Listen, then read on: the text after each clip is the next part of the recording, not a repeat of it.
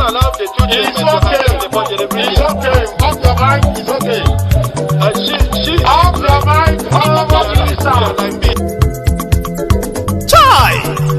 Now wow, people wey suppose talk truth to power don't off mic. And if we talk, now 500,000 they go summer us, call them hate speech. But fear not, Maiyegun don't come. Ingo torchlight every corner, nooks and cranny of all these bad people where they spoil our country.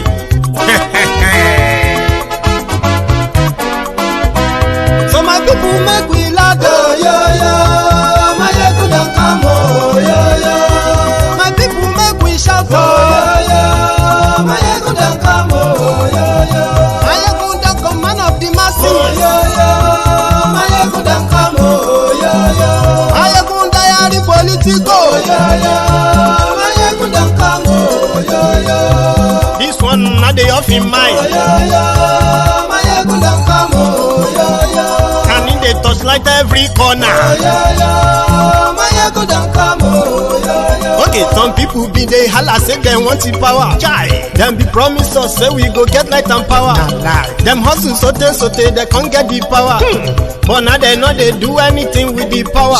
Every day dollar just they get the higher power over naira. Still them talk say make we off mind, but thank God say Maiyegun don't come. So my people make you ladder, Maiyegun don't come, my people make we shout, Maiyegun don't come, Maiyegun don't come, man of the masses, Maiyegun don't come, Maiyegun Diary Politico, Maiyegun don't come, this one not the off in mind, Maiyegun don't come, person where they do evil, no one make person talk.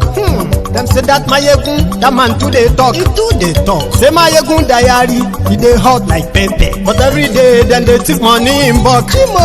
Woman picking they the street they hawk.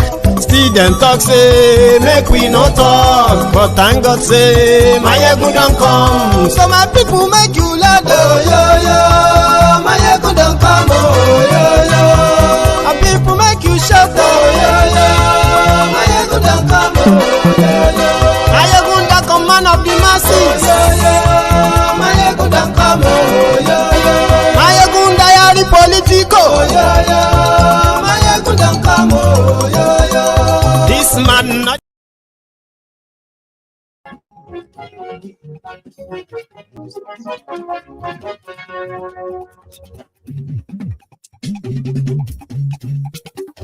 Hello there. Maiyegun làwa mọ̀ tó dodo.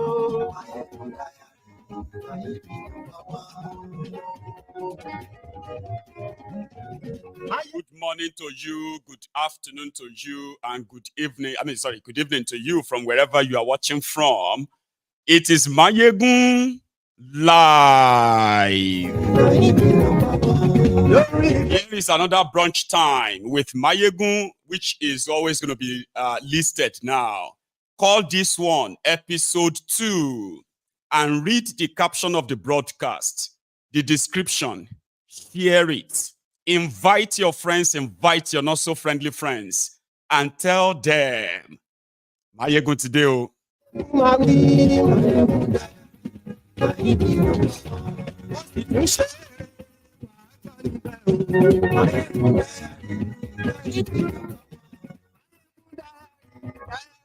country ruled by criminals needs 2 revolutions. One small, one big. The small revolution is to overthrow the criminal government. The big revolution is to radically undo the damages these criminals have inflicted on the country. Read the caption again.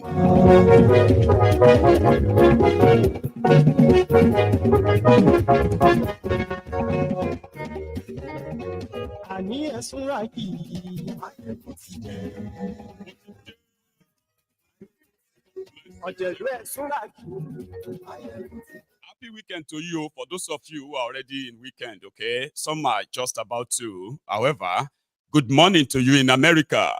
Good morning to you in, is it good afternoon to you in Australia or good evening? Top of the moment to you. Thanks for joining me.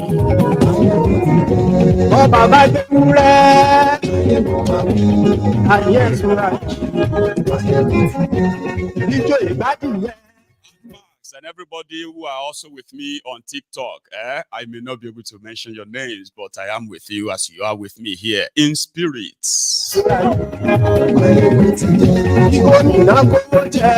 the civilians remember their responsibilities, politicians will forget which party they belong to. So will their next of kin. And at the slightest urge for exploitation, a voice of caution will ring in their head. Don't you dare, kid, or else you'll have neither the seat nor the ass to sit on it.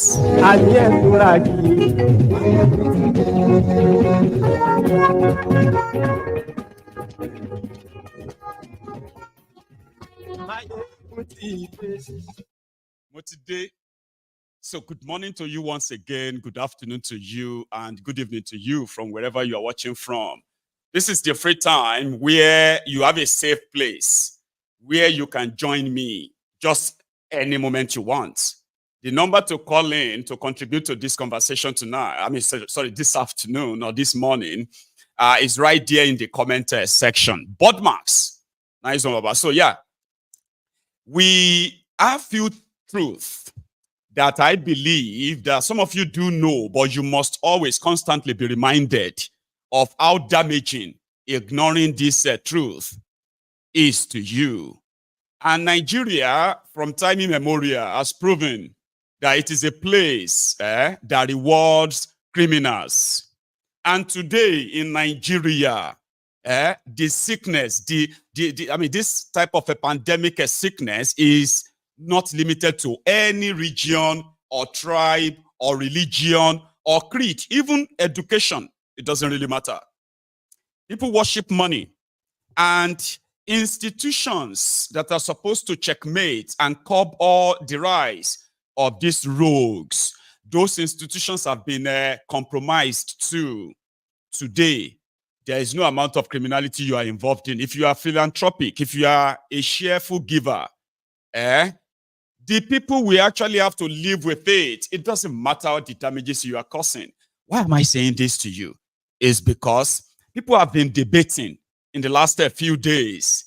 They have been debating the rot. Some people were actually like reacting that they were shocked that a civilian, supposedly a civilian, could raise his hand successfully and beat up armed custom officers. That was when a lot of people started pouring out things that have always been in existence. That you might think you have a military, or you have the police, you have the Navy, or maybe the Air Force, and every other one you think you do have. But in reality, these are just the legitimized criminals perpetuating the same crime that they were they were set up to prevent. That is the reality today in Nigeria. Young people have no real role model anymore. Have you noticed? Yes. If you tell people that, wealth without any work could only be associated with crime, and they will tell you, why are you asking for the source of wealth of someone when you never ask for the source of their poverty? Now, you are here with me this morning or afternoon. I will tell you that both questions, they do have answers. First, when somebody that, when you see someone who is actually a pure criminal, let's even start it with this. We want to use the reality now, okay? The president of Nigeria is a former drug lord. Some people still don't believe that he is still not a drug lord.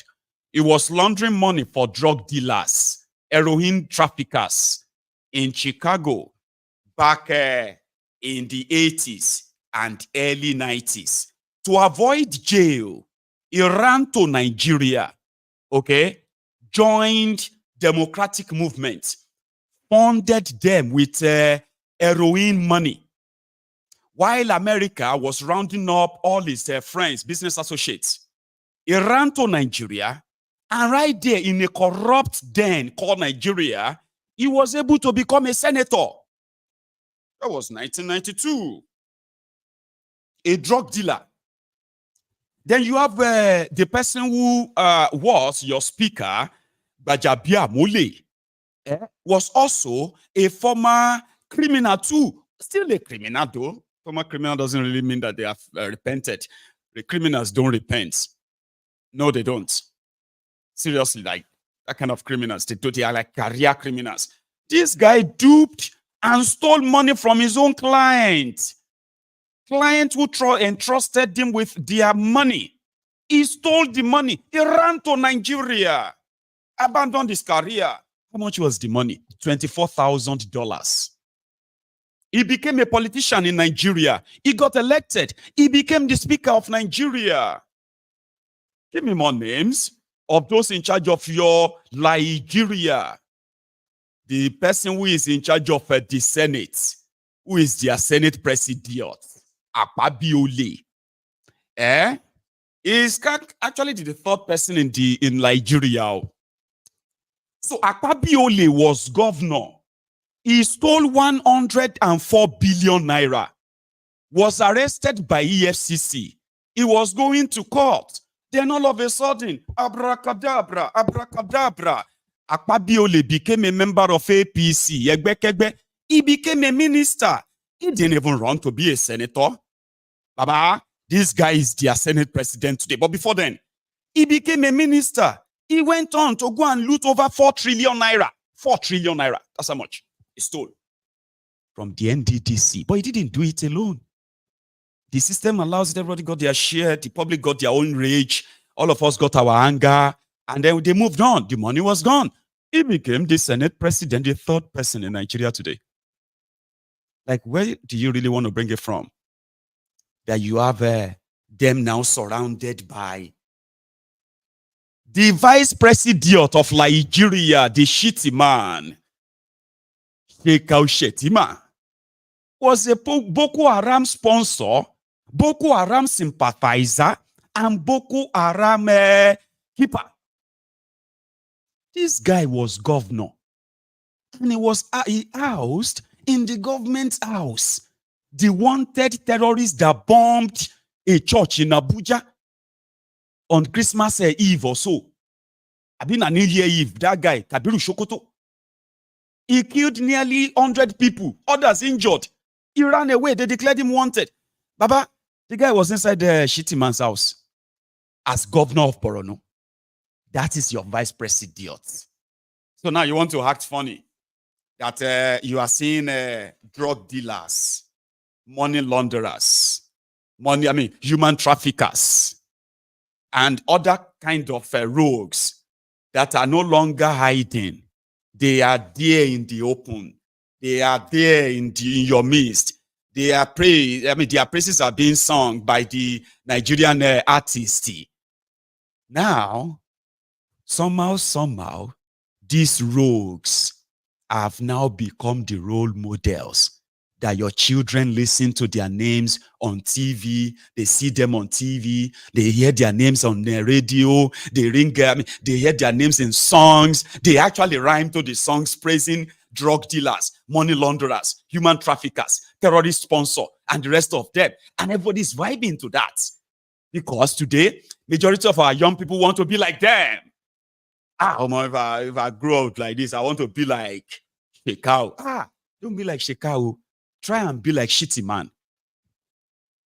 When I grow old like that, I want to become so. No, don't be like that.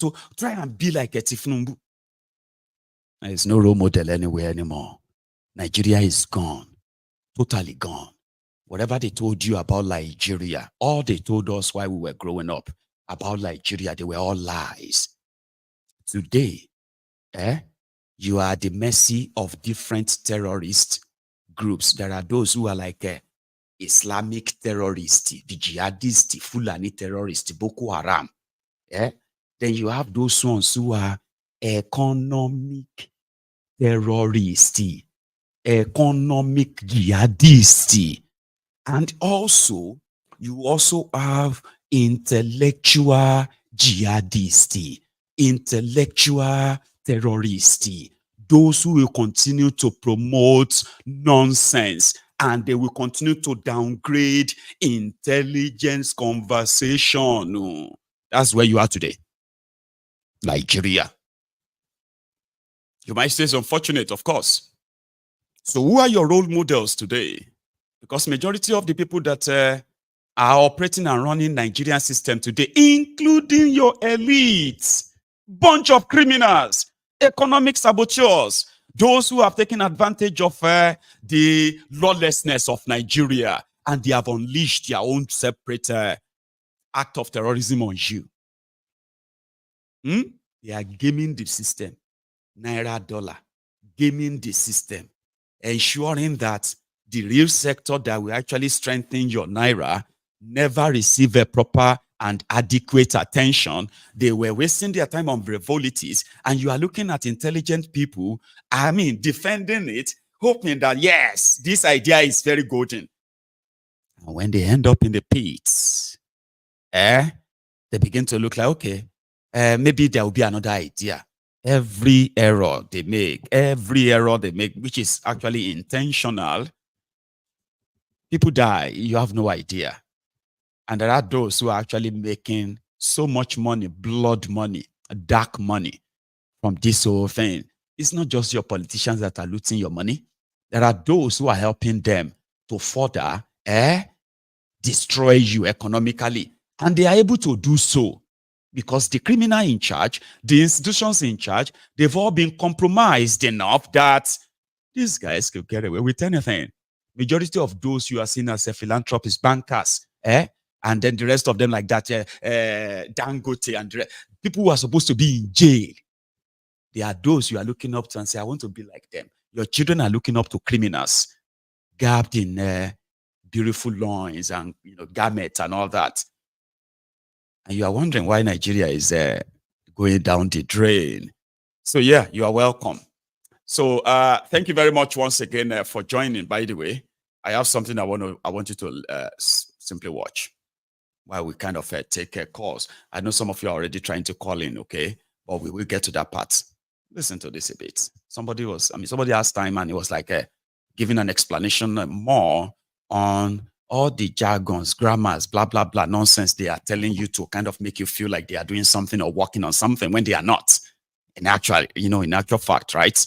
I love his explanation. Maybe it will help you understand more than myself that they said I'm too blunt. Good afternoon, ladies and gentlemen. My name is MaiyegunsDiary. I just saw the news flash on the decision of the MPC, the Central Bank MPC, and it's shocking the steps they've taken with the monetary policy rate and the cash reserve rate.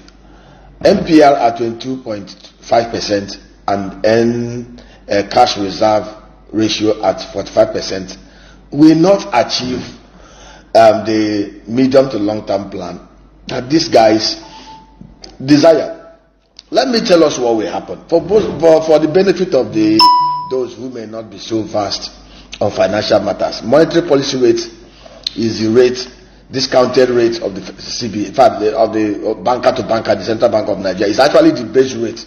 What it simply means at MPR, that is the base rate of the Central Bank of Nigeria at 22.5%. That simply means any bank will now build upon that in their lending decisions to customers. And that simply means if you already have a loan with a bank that is going at 30% or 25%, the bank will have to adjust the rate by about 600 basis points to accommodate the 400 basis point jack up by the Central Bank of Nigeria. This is not good for productivity. This is not good for manufacturing. This is not good for honest entrepreneurship in the economy. This is going to send shock waves to honest enterprises and entrepreneurs. Now, cash reserve requirement at 45%. They want to take out liquidity from the economy as much as possible. You see, there is something these guys don't understand. You see, these policies that they put in place will have worked. It's a neoliberal classical economic theory that will have worked in economies where 95 to 98% of economic activities are captured in the formal sector, and where it is believed that demand and the supply of the dollar or any commodity is determined by the force of demand and supply, honest transactions. Nigeria does not meet some of the assumptions that drives some of this economic theory that they are putting in place by the Central Bank of Nigeria. And I will explain this. Basically what they've done is to put the rate at the level that foreign portfolio investors that will inflow in dollars to buy those the CBN treasury bills, or to buy CBN bonds and all the rest of them, or listed securities or whatever. Now let me tell you what will happen. Basically what they've done, they are not going to attract any foreign direct investor. Basically, the hot monies will flow into this economy. There are people in Japan, in other places, that can take money from banks in their country at even less than 1% or 1%. All they will need to do is bring in the dollar, do a swap with the Central Bank of Nigeria. In such a way, they will tell the Central Bank, hey, I'm bringing my dollar today at this rate. In the next 3 months, I'm going to take back, or 6 months, I'm going to take back my dollar at social rate, a band, and then they will pay premium for it. And the CBN takes their dollar, give them naira, they buy the bonds or they buy the T-bills. 6 months, they exit. Now, while they are here within that 6 months, CBN can use their dollar to play in the market, to intervene like they just did by giving monies to BDCs. This is just like giving Panadol for somebody that has headache. The headache is just the symptom. The person is suffering from a dangerous cancerous growth that is destroying him. Rather than take away the cancerous growth, perform surgical operations to remove the tumor, you are busy giving him Panadol to douse the symptoms of the headache, which is the headache, which is the symptom. I don't understand what these guys are up to. What they have done in one fell swoop is to totally destroy. They just want to see. The truth is, Yemi Cardoso's instruments will not work. Basically, what will happen? There will be so much, maybe 1 to 2 billion, $1 billion or $2 billion dollar inflow by foreign portfolio investors.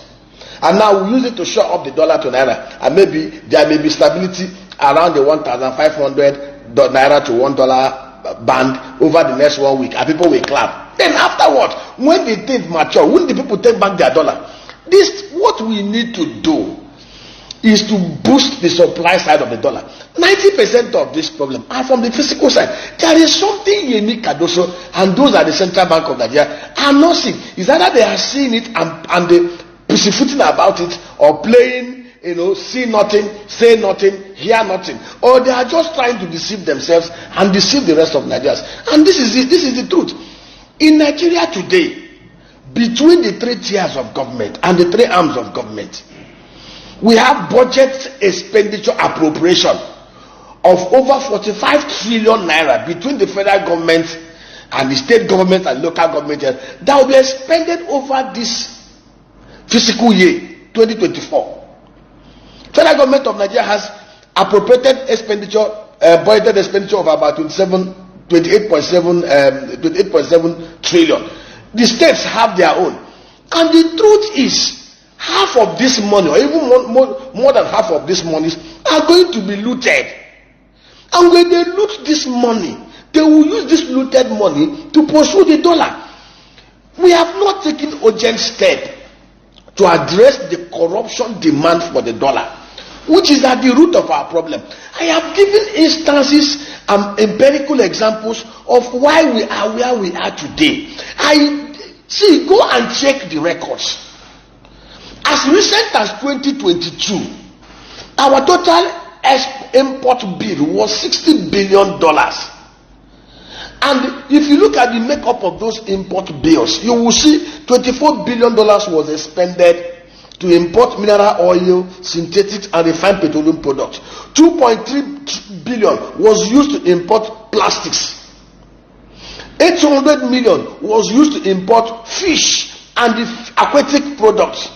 $450 million was used to import dairy products.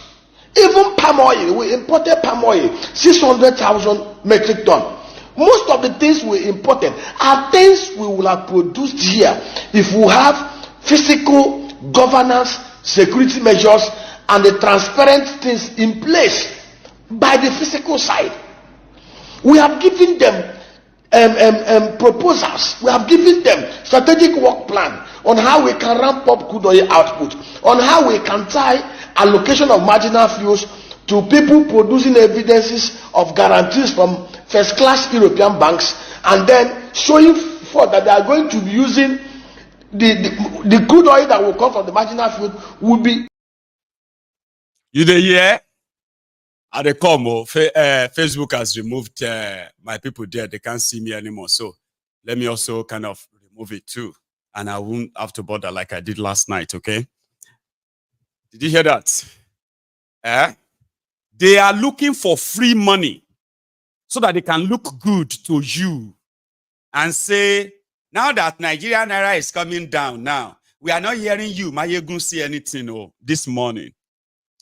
I kind of put something out, okay? Few things like Dangote refinery is going to be importing finished petroleum from Texas. You remember when I told you that they gave Dangote importation license to import petroleum product and all of that to Nigeria, even though he has a refinery, that they told Nigerians that once his refinery started working, the price of petroleum in Nigeria will crash. The same Dangote refinery that Emefiole and Bokwari gave over $10 billion of Nigeria money to. They recorded 3.8 billion as the money they gave to him. But before the refinery could even start the generator to switch on a single light, Emefiole came out and said Dangote had paid 70% of the loan. Now, Tifnubu said that the 70% of the loan they said they paid, they couldn't find a dime of it in the Central Bank of Nigeria because Dangote didn't pay a dime.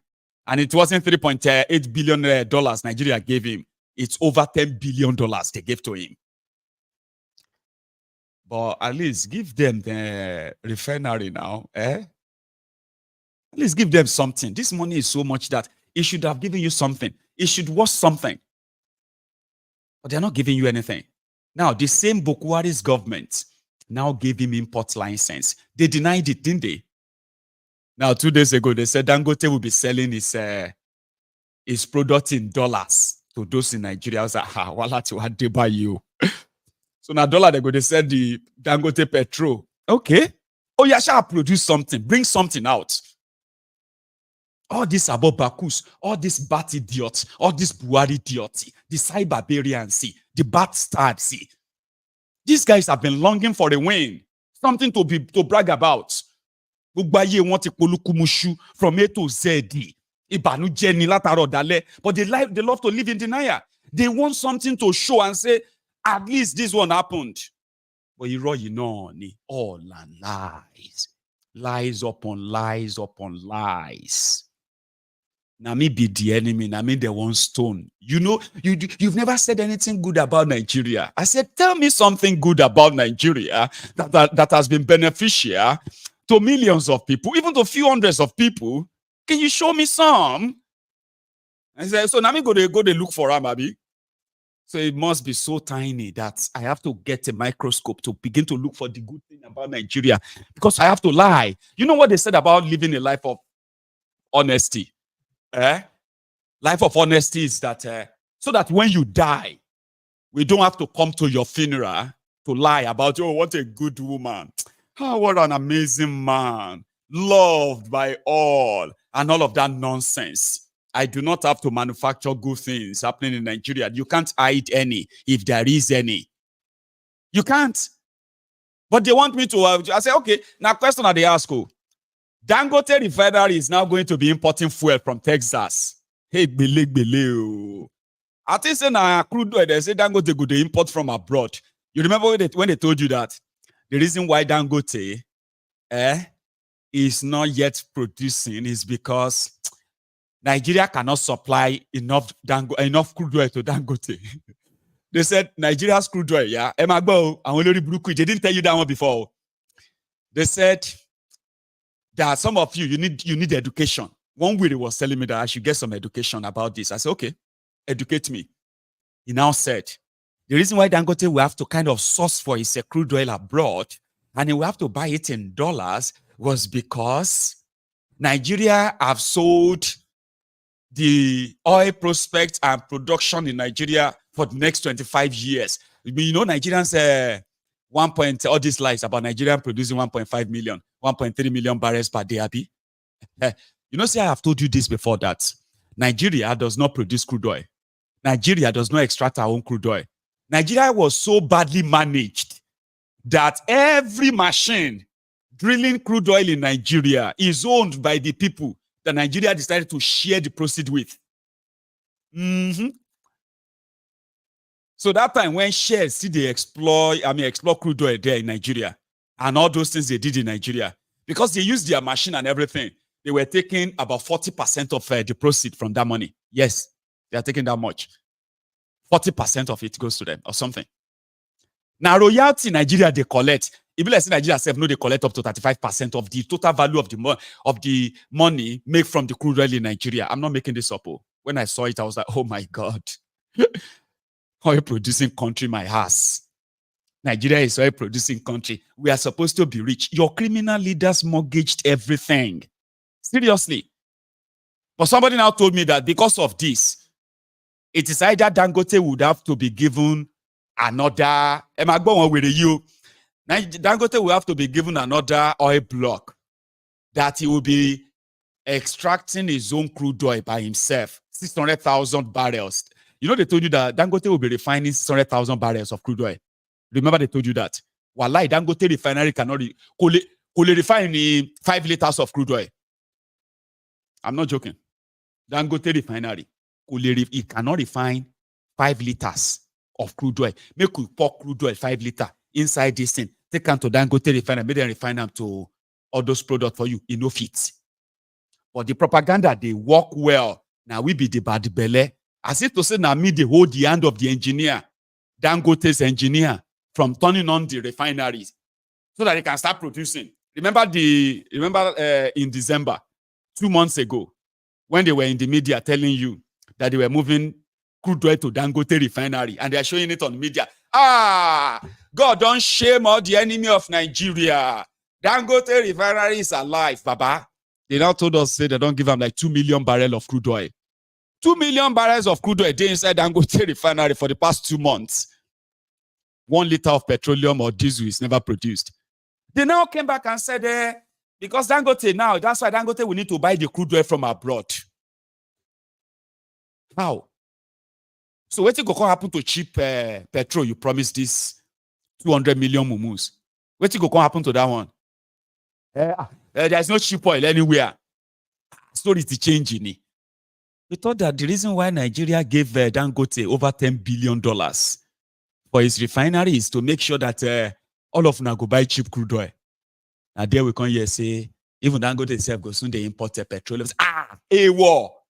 No be one of the areas where Nigeria has been losing so much forex is because of this subsidy, subsidizing dollars for marketers. So they go to subsidize dollars for Dangote be that as the quota system billionaire here now. There is no way out for Nigeria. Go see way out, rarara. From frying pan to fire, from fire to finance. So what's it going to happen now? That Dangote will begin to bring petroleum to Nigeria, finished products. You go come they sell them to all of you. And now every other thing that went down there is just like it never happened. I fear will not fear you. So I can't come on. Like I said, where is Dangote refinery? Where is Port Harcourt refinery? Ladies and gentlemen, student loan unko. Now so one Olori Bruku jump there. You this Maiyegun, I have never seen you post anything good about Nigeria. When the dollar was going up, every day you are here, you are talking. Now that the dollar is coming down, we cannot see you say appreciate the government, say oh ni kure pe lo ma pa won to ni e. Do you see this now? There are others like that. There are people who believe that too. And I have already predicted, I've predicted this many times. I said, when these guys, when they destroy your economy, take that dollar naira example. When the dollar naira goes up like that, and then it comes down, they will say, why are you not showing appreciation now? Because the dollar was 500 naira yesterday. It has come down now to 450 naira. All of you are not talking again, oh. The olori bruku that is eru iku, eru iya. Forgot that these rogues actually met the same economy, the dollar and all that, at 150 naira official, 199 naira black market. And at the same dollar, they carry enter 1,900 naira to $1. And I am supposed to call Barrister Obi and Sonny. May they come play for me because it don't come down to 1,700 naira.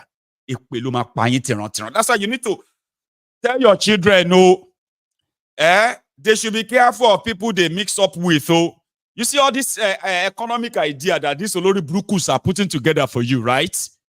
They want a momentary praise. I said, when your dollar come down, how come the price of your food is not coming down? Wow, how come? It is the people selling food. They are the enemy of Nigeria. Every now and then, when you deny the obvious, Maiyegun will bring them to your face, whether you probably like it or not. It doesn't matter. That's what that guy said. There. Voodoo economy. The real sector. The formal sector, you know what is they call the formal sector? Formal sector that the main one where we say all the people where they sell pure water, the one where they sell bread, the bakery where they make the bread, the factory where they make the pure water, all those where they make all those food, your children's candy, those where they make clothes, and the rest of them. You get those micro, businesses like that. They are the formal one. They are the one where the whole country go. Any serious government will know that if you want to fight food inflation, if you want to fight inflation generally, even if you want to fight this, your currency devaluation, you will invest more in your local production. You will give money. You put money in the pocket of those, all those marketers and all those businesses. They have to keep operating. They must continue to work. They cannot fold up. You will put money in their pockets, not in the pocket of criminals, rogues that have no value. No value. See the other part of it. I'm coming. Evidence and capacity they can do modular refineries.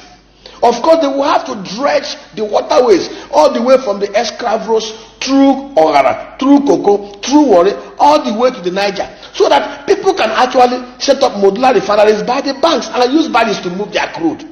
When we can refine everything we consume here, even the plastic that we spend $2.3 billion to import can actually be produced here. Industry is massively producing plastic. One of the raw materials, major raw materials for plastic production is crude oil. Derivatives, crude oil byproducts. What is so difficult for these guys to comprehend? We are chasing the symptoms rather than tackling the root cause of the matter.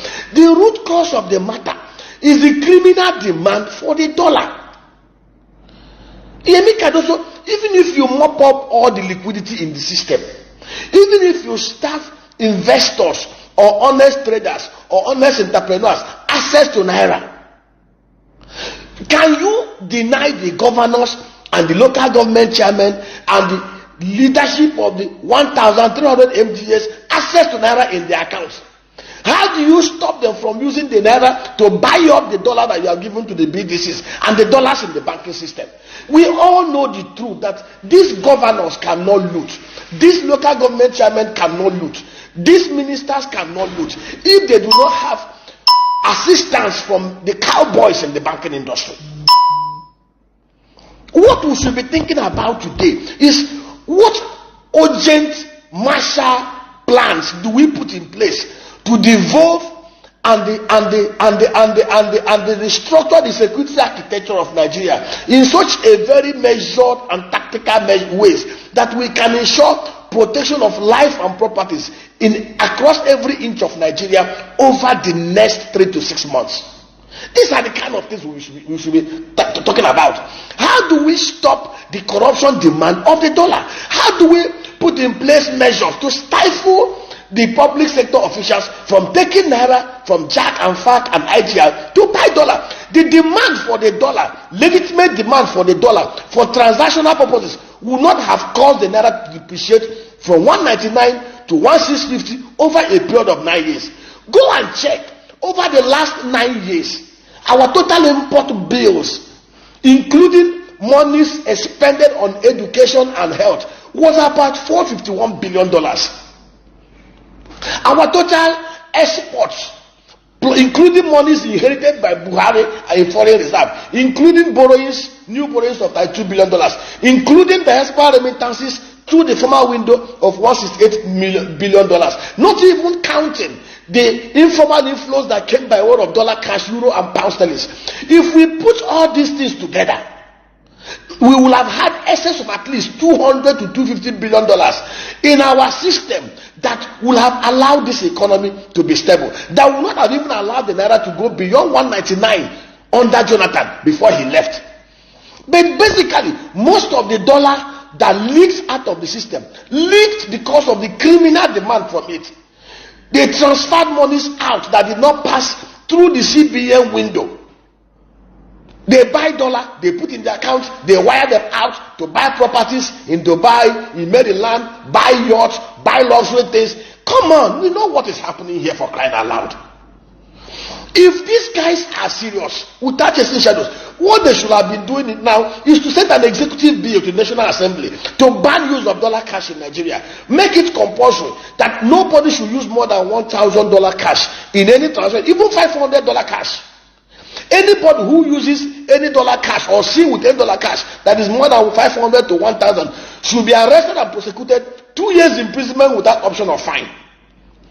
Allow the policemen, if they see any dollar with anybody with any dollar more than 1,000, confiscate it, prosecute the person.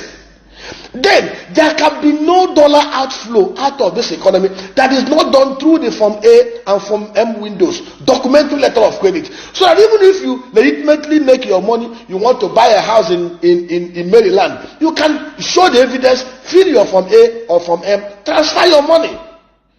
But we know that the criminal looters of this country, who have no honest enterprise, cannot legitimately use such documentary routes to move their monies out. So basically what these guys should be doing is to see how they can stifle the criminal and speculative demand for the dollar. But of course, they won't do it. We know they are chasing shadows. They won't do it because they are already planning for 2027.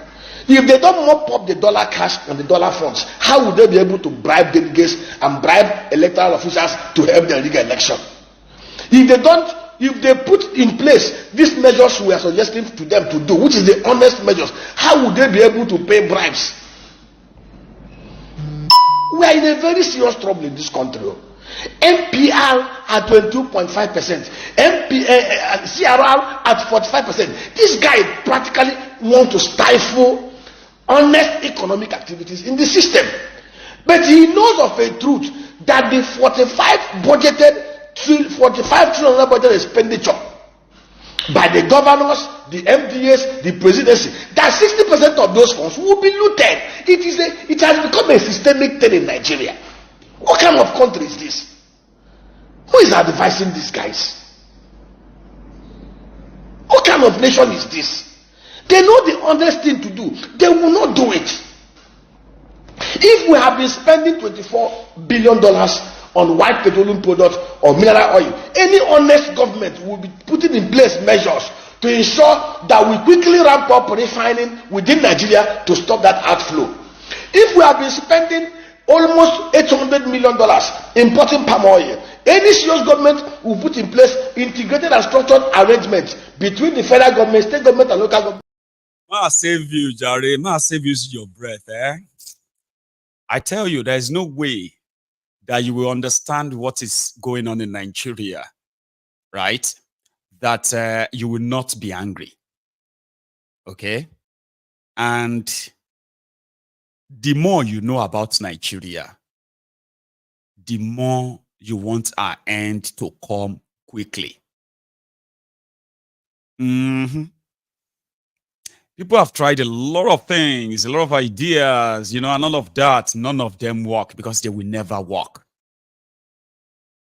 Oil and water can never mix. Take oil out of water and let water be water. Do you understand? If they tell you about Nigeria, you say you understand and you are calm, they don't tell you well. Sure, you know. If somebody like me, Maiyegun, tell you about Nigeria and you are not angry with what you will find out, with the truth that you cannot disprove, and you are not angry, I not do my job. When you know the truth about Nigeria, you will become very raging and angry. You will even be more angrier that there are still people. Oh, sorry, you'll be more angrier that it took you so long to actually see it. Because now then you go come, they say, why can't they do this? Why can't they do that? Why are we spending that much money on that? The any serious country? Yeah. But calm down, no, you go get that attack. Because that's what it is. And a lot of us have made peace with our God. I have made peace with myself that yes, I am from Nigeria. By design, not by my own choosing. I am a Nigerian, but I don't want to be until that then happens. I know I will still be carrying the stigma all around. I have made peace with myself that it will be a great luck if I see to the end of this contraption that I never ask anybody to give birth to me or bring me into. It will be a great luck. But the record will show, posterity will show that I actually did my own best. Even if my best is not enough or didn't change anything at the end of the day, it will be on record that I did my best. The only thing that is deserving that the generations coming should be very much aware of is that the generation before them, they were lied to. And there is no way you will discover this lie. There's no way you will discover this betrayal. There's no way you will discover this disappointment, generational betrayal from those who have had the opportunity of at least building a future that all of us can feature in. And look at us today. The same rogues are building the future that our own children are going to feature in, but they don't want us involved. So I would love to help the coming generation to understand that, so that you won't discover in your 30s, in your 40s, in your 50s, in your 60s, sometimes in your 70s, like some of us are discovering today, that Liejiriya was actually a lie. There is no Nigerian. There is nobody called Nigerian. It remains a geographical expression that has nothing. I mean, a geographical expression of people that have nothing in common, absolute nothing in common. And if some of us have psychologically detached ourselves from Liejiriya, we would never want our own children, our children's children, to suffer the same fate like we did. They lied to us. They did. So yeah, there's no way you know about Nigeria that you won't get angry or mad. It could make you like, why can't they? What is wrong with these people? How can we be spending money on this? How can we not produce this or that? You keep asking, but whatever you see in Nigeria today is not by accident. Are you listening?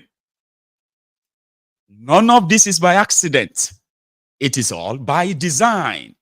And I will keep reminding you, okay, that everybody is saying Nigeria is not working. This country is not working. I'm tired of this country. Let us break up of this country and all of that. Listen to me very well. Nigeria is working by the design of the owners of Nigeria. That Nigeria is the poverty capital of the world is not by error or mistake. It is by design. A lot of you were building castle in the air. You were seeing the strange bedfellows coming together, ruiners, looters, terrorists, coupists, genocidists, tribalists, religious jingoists, fanatics. You were seeing all of them coming together. They want to rescue Nigeria, and you believed them. Oh my God. You believed them.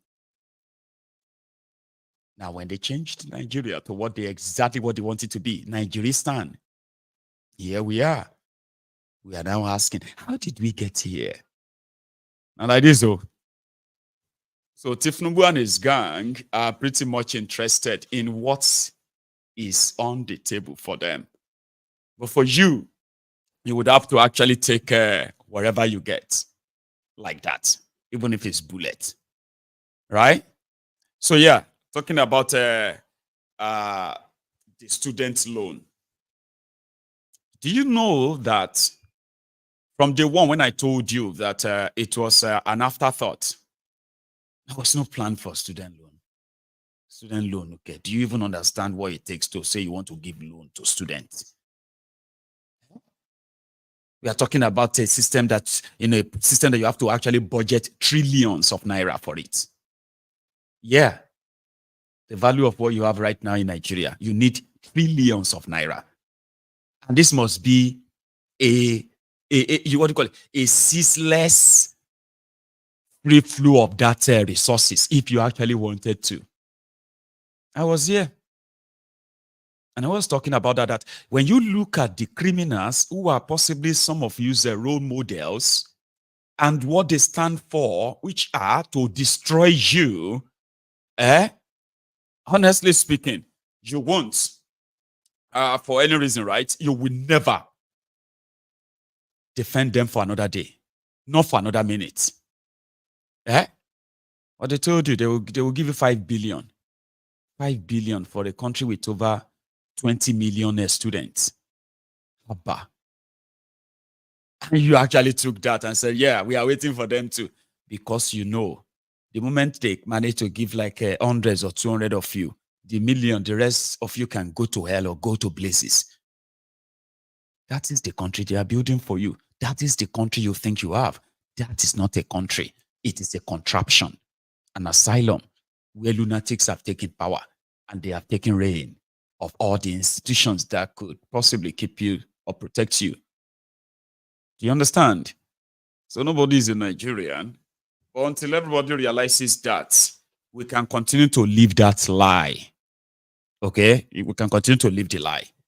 But somebody like myself will continue to remind us. So role models. Who are your role models today?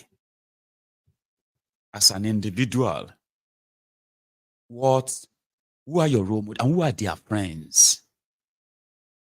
Show me your friends and I will possibly be able to tell you who you are. You have drug dealers, smugglers.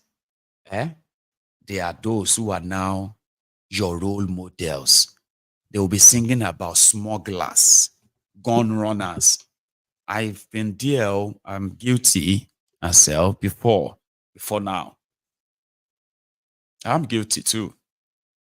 Where we have managed to help them chorus the praises of criminals in our society, and then psychologically, knowingly or unknowingly, we're passing that sort of a belief onto ourselves, and we are hoping that we'll have access to the similar resources they have access to criminally, so that we too can be maybe praised.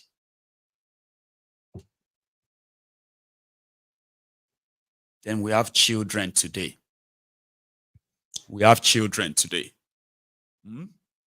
That are also being exposed to all of this.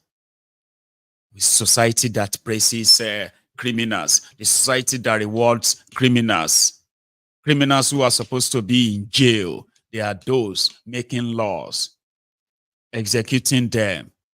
Custom officers who are supposed to keep your border safe from illicit contrabands. They are the head of smuggling rackets in the country. The military that are supposed to keep you safe Now they are being used as an hatchet job for ethnic cleansing, genocide. They are turning the guns bought for them by Nigerians on Nigerians themselves. A banana republic.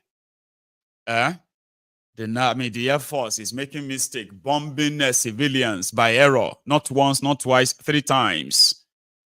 And there is nobody in jail for all of this, because the system will say the more horrible and criminally you are, the likelihood that you rise to the top. The police IG in Nigeria arrested the two, well, when he was a commissioner of police in Kwara State, Ilorin.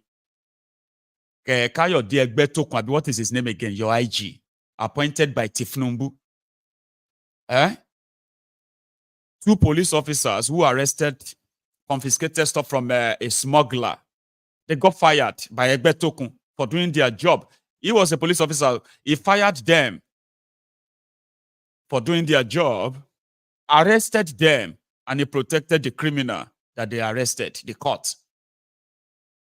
And what did he get in return? He's your police IG now, the Inspector General of Police of Nigeria,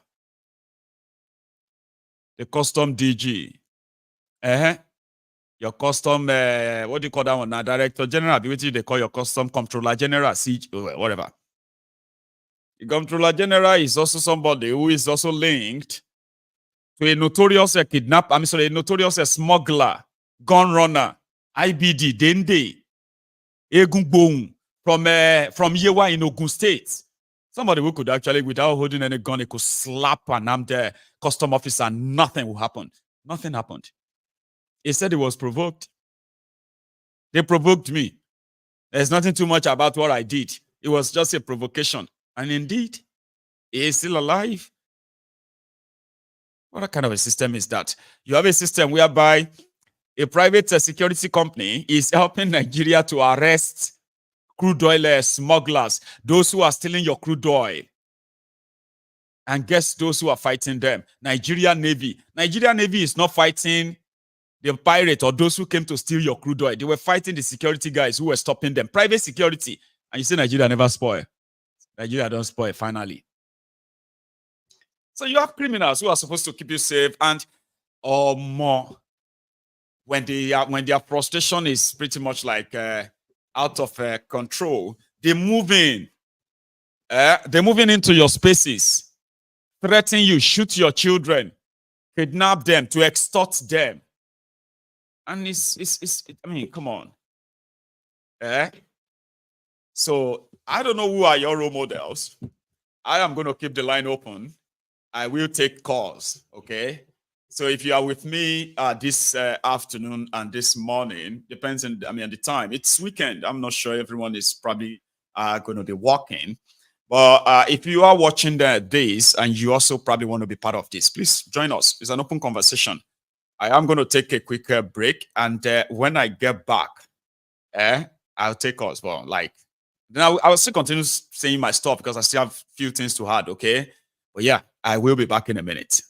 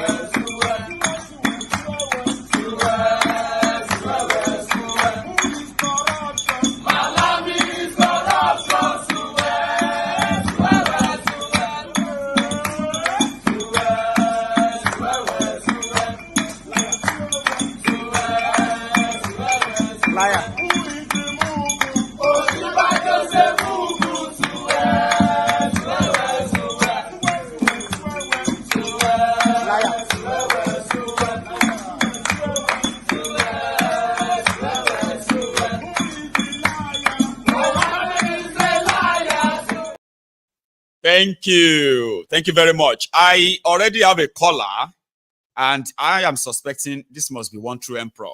Is the golden voice on the brunch time with Maiyegun now? Is that you? Baba. Good morning. Good morning to to you. you, Baba. How are you? Oh, I'm doing good. I'm doing good. Doing great. Grand. Yeah. It's weekend anyway. So, what's the plan for the weekend, Baba? The plan for the weekend is simple. My It's what? wife is still sleeping. Oh, I said the plan for the weekend is simple. Yeah, You're my gonna wife sleep is in? still sleeping. Yeah. Yeah, I'm going to sleep. No, I'm not going to sleep in. I'm going to watch Premiership. I'm going to watch basketball. Just going to watch sports today and just relax. Just chill around the house and all. Yeah, that. just chill. There's no much Exactly. outdoor yet, no. Yeah, no. There's nothing to do outdoors for me. Me, I just like to chill and watch sports in the weekend. Yeah, let's go. Maiyegun. Yeah, let's go. You see, today I have points. I've already written down the points I want to discuss, even from yesterday. Yeah, I was hoping you were going to take us yesterday. So let me start with yesterday. Oh, last night something came up I couldn't. Yeah, that's right. That last night show. No, it makes sense. The moment you put, it makes sense. And the reason why I wanted to call was because you put that Pastor Premium video up. You know the Pastor Premium I'm talking about. You put Kumuyi's video up. Everything he was saying, I was like, does Pastor Kumuyi now understand what Christianity is meant to be about after years of being a pastor? All those people that were clapping for Kumuyi, to me, I see them as fools. Because if you understand Christianity, Kumuyi should not be saying what he's saying yesterday. Kumuyi should have been doing what he's saying since the day he established deeper life. Is that not what the Bible commands us? To help the needy, to help the poor, to love our brothers as ourselves? And that idiot is just saying that his church should start doing that. That his church should then separate a certain percentage of offering money to give the poor. But is that not what the Bible commands us in the New Testament? Is that not what the Bible also commands us? Is it not in Lamentations, talking about giving to the homeless, to the people in the streets? Maiyegun, this is why I tell you that the Christianity, the religion in Nigeria is different from the religion over here. Because if a pastor can just be saying this because there's hunger crisis in the land, Nigeria is dead. Nigeria is dead. These are the same people that will allocate billions of naira, billions of dollars to build mega structures, but there is no mega manufacturing industries. Thousands and thousands of bigger church buildings, but no manufacturing. The land and buildings that they should be using for manufacturing industries, for factories, for farmlands, for innovative advancement. The churches will buy up those land and they will build mega structures, and these same fools will go inside that church and pray for manufacturing industries. And yet a pastor pray for investors, pray for security, and pray for investors, pray for security. And yet a pastor is now saying that the offering money, that a certain percentage of the offering money should be given to the poor. But yes, Maiyegun, this is how churches in Nigeria will collect offering. They will collect standard offering. Not only that, they will collect welfare fund. Yeah. Welfare fund to help the needy. You dey hear me, Maiyegun? They will still collect welfare fund to help the needy. Not only that, they will collect missionary offering. Not only that, they will collect different type of offering. So when you play that Kumuyi's video, I was like, is this guy running a business enterprise or a church? Because for a general overseer to see what he said yesterday, to me, he does not know what Christianity is all about. And it's been because if he's just 40 years, he said. Exactly. That means that he does not know what Christianity is all about if he's just saying what he said yesterday. You can see how these pastors are the most useless people and their followers are a bunch of zombies. It does not matter if they follow Adeboyo, it does not matter if they follow Kumiyo, it does not matter if they follow Lukoya or Bakari. If you are following any of these people, you are a zombie. Because if you know what Christianity is all about, people should have been upset at what Kumuyi said yesterday. because it does not make sense that a man who has been in this pastorpreneur ministry for over 40 years. One true emperor. What if we now try to see is what do you call it? That video as a bit of call for help of what he knows is coming. Look at it this way, right? He's closer to these criminals, and he's possibly closer to some of those elite criminals too. Those ones who are not in politics but in other things, right? He must be closer to some of them. He knows things going on and all that. So could it be the an attempt to say, a call for help to say, hey, everybody, me, I understand what's going on and I'm ready to share from everything I'm taking from people. And I'm saying it now that I support people to help you, because when this whole calamity goes down, I beg spare me. Could it be a call for help on the side? I don't believe so. You don't want to put that. Shall I tell you why I don't believe so? Yes. Let's consider yes. Shall I tell you why I don't believe so? Right. Because anybody that is smart should already know that Nigeria needed help a long time ago. Should already know that Nigeria is dead. And if Pastor Kumuyi was a real Christian, what he said in that video, he should have been implementing it, because that's what the Bible expects us as Christians to do. So let us forget about that fool. Let us now go to today's topic. I've dealt with Kumuyi. Let's go to the next one. Nigeria. That guy, see, that video of you played of that man, they complain. That man. He does not know that Nigeria is not meant for him. How many times will they tell you Nigeria is not for you? How many times will they tell you before you know that Nigeria is not for you? Now they never leave you. They have left you behind. Photo, not be juju be that. Sorry, oh. May God not allow them, may they kill you. One true emperor. See, so now he was saying all these things, but who is he speaking to? Speaking to a bunch of Nigerians that have oppressive nature themselves, speaking to a bunch of Nigerians that are thieves themselves, speaking to a bunch of Nigerians that are religious bigots themselves, and he's trying to sound smart. You can't sound smart in Nigeria's situation. Nigeria is a place that should be broken up. Look at what they are doing in this Binance system. Look at how they are trying to find dollars. When we all know that the most simple thing to solve this situation is to implement security measures, let farmers go back to the farm, and also start building industries, start making Nigeria productive. But of course, it is Nigeria. Nigeria is designed to work the way it is. Let me now educate the people that is watching us. Before Nigeria became Nigeria, go and do your research. Nigeria used to be called the Niger Company. Nigeria is a business enterprise. Nigeria was never created to be a country. The real name of Nigeria is called the Niger Company. Go and do your research, and you want the country to work, and you're Lori Buruku. And again, Maiyegun, I will keep saying this. Nigerians sat comfortably in their house, knowing that their central bank governor is a failure in the banking industry. A total failure in the banking industry is your central bank governor. But they are praising him now. He's got stellar record. He's a great record. He's a total disaster, a failure. It's a disgrace. Maiyegun, anybody in his class is made. Yes, anybody in his class that have brains. You will not see them near Oduduwa Emefiole now. Maiyegun, I am telling you, is a disgrace in the banking industry. I know what I'm saying. I'm not just.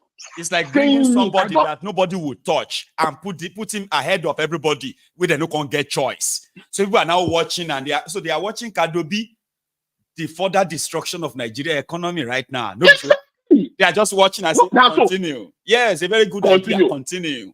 Wow. Should I even tell you the funny thing while I even round up?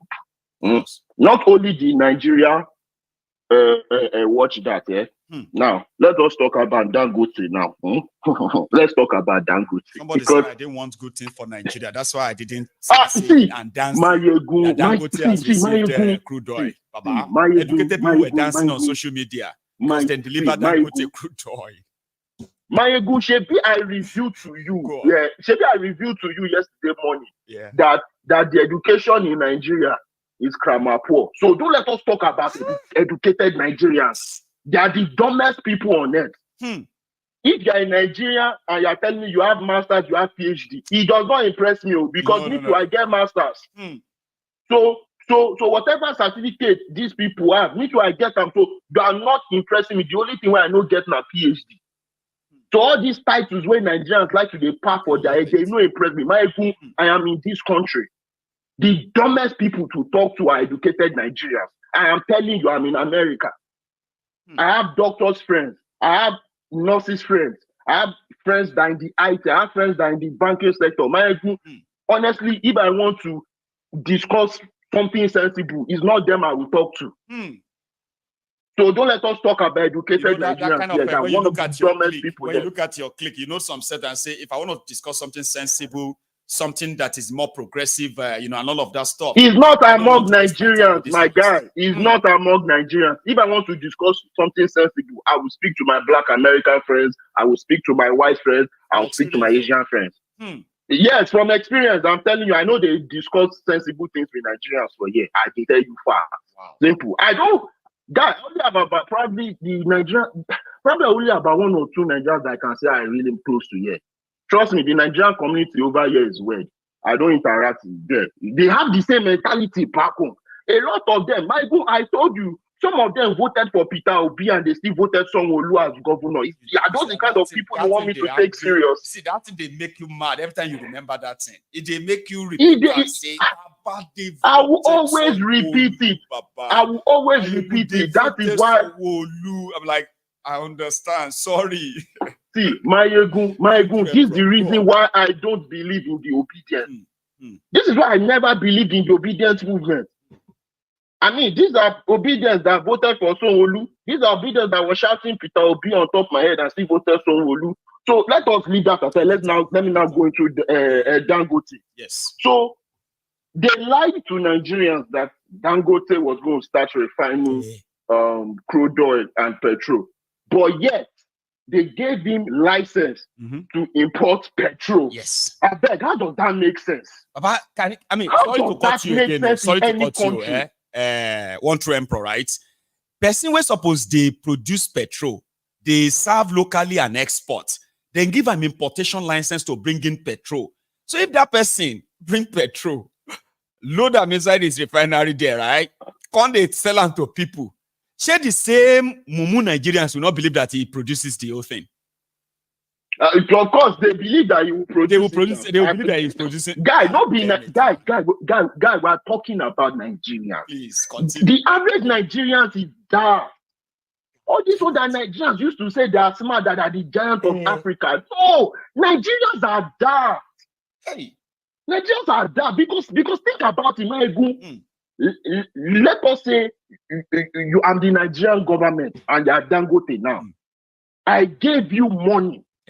Illegally, I gave you money illegally to build a refinery. Yeah. Not only that, I'm still giving you license to import petrol. And not only will you now sell it to us in Naira, your foolish self will now sell it to us in dollars. And people say Nigeria is working. Maiyegun. Nigeria is dead. So about Nigeria, it will cause you endless laughter. That's when you think about Nigeria, right? Sometimes, right? It's beyond getting angry or crying or feeling sad. It's just busting into this laughter. Maiyegun, this is why I've lost empathy. Because you always say something that if you know Nigeria, you will be angry. But Maiyegun, I've already passed that level. I don't have feelings for that country. I'm telling you, because every day you come on here, you keep showing Nigeria evidence. And then you keep applying common sense. And our fellow Nigerians is like common sense is so difficult to them. So and that is why they say common sense is not common. Because this whole Dangote situation, Maiyegun, is common sense. So you don't have to be a petroleum engineer. No. You don't have to be an economist. You don't have to be a financial expert. No. It's simple common sense. How can a country give one man control of the national asset and he's still going to import the finished product of that national asset and you expect petrol to be cheaper? Nigerians are stupid, Maiyegun. I will say it. I have no respect for our people. Our people are dumb. And they're the ones that will be shouting education, education, education. Do you know who you are talking to? How does that? Do you know me? Like, do you know who you are talking to? Do you know me? You better be careful. Who's your father? You know who you are talking to? I say, who like, you be, mister? Who then be, my Who then be? Eh?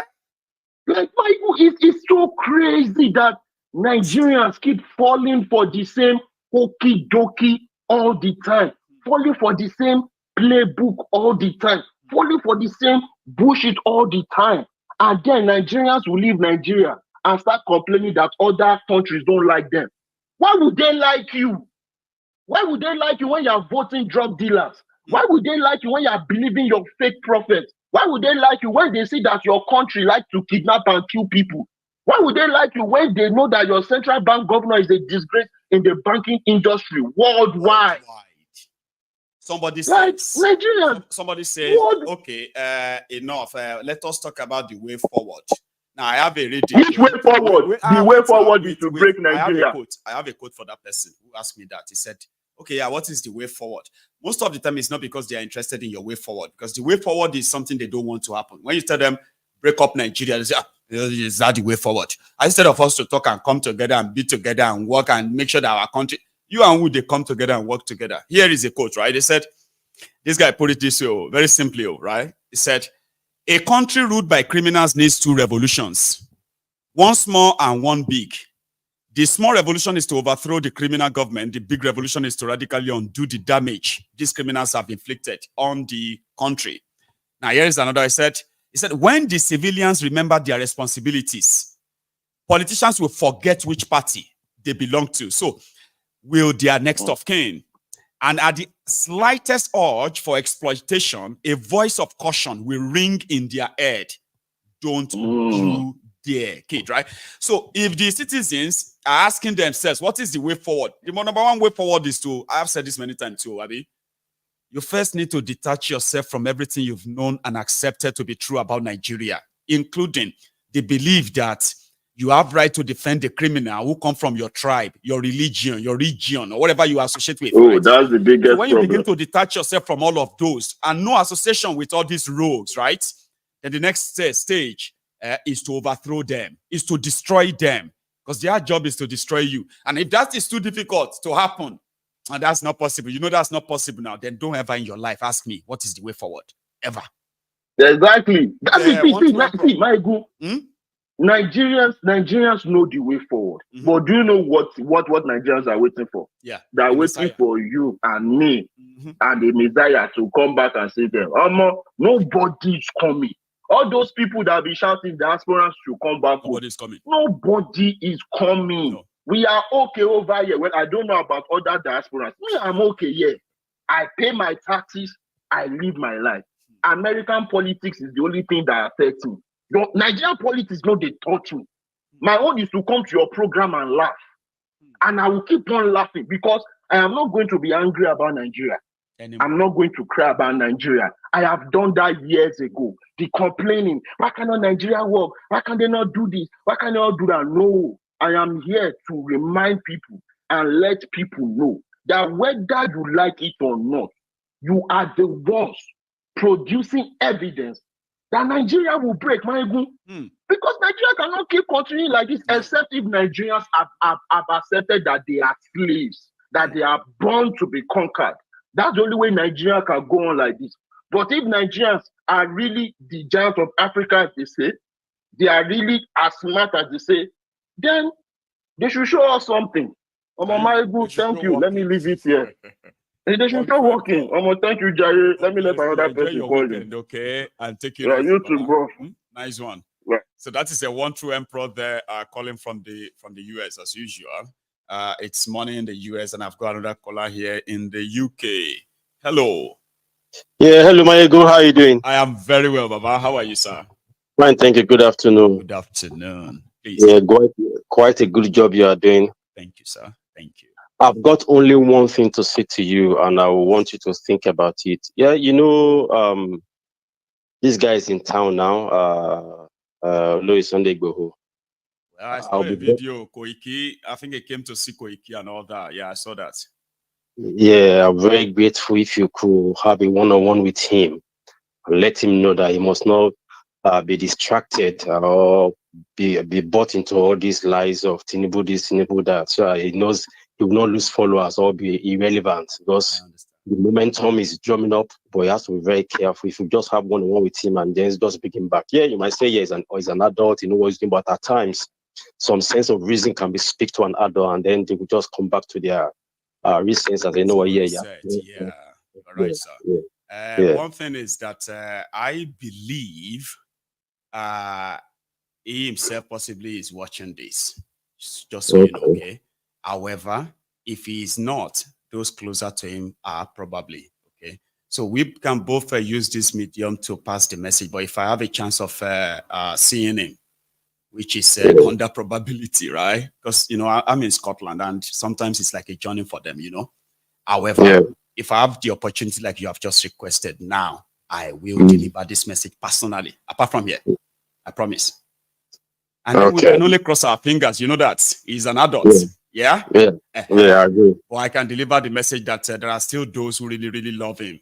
And they will not be comfortable if he should turn around and begin to raise Steve Numbu and all of that. He would lose a lot of people here and goodwill too. Yeah. Thank you so much, Baba. Okay, yeah. Have a good day. And you too. God bless you. Thank you very much. Yeah, Oloye, I saw the video. He came to London. I think it was yesterday, right?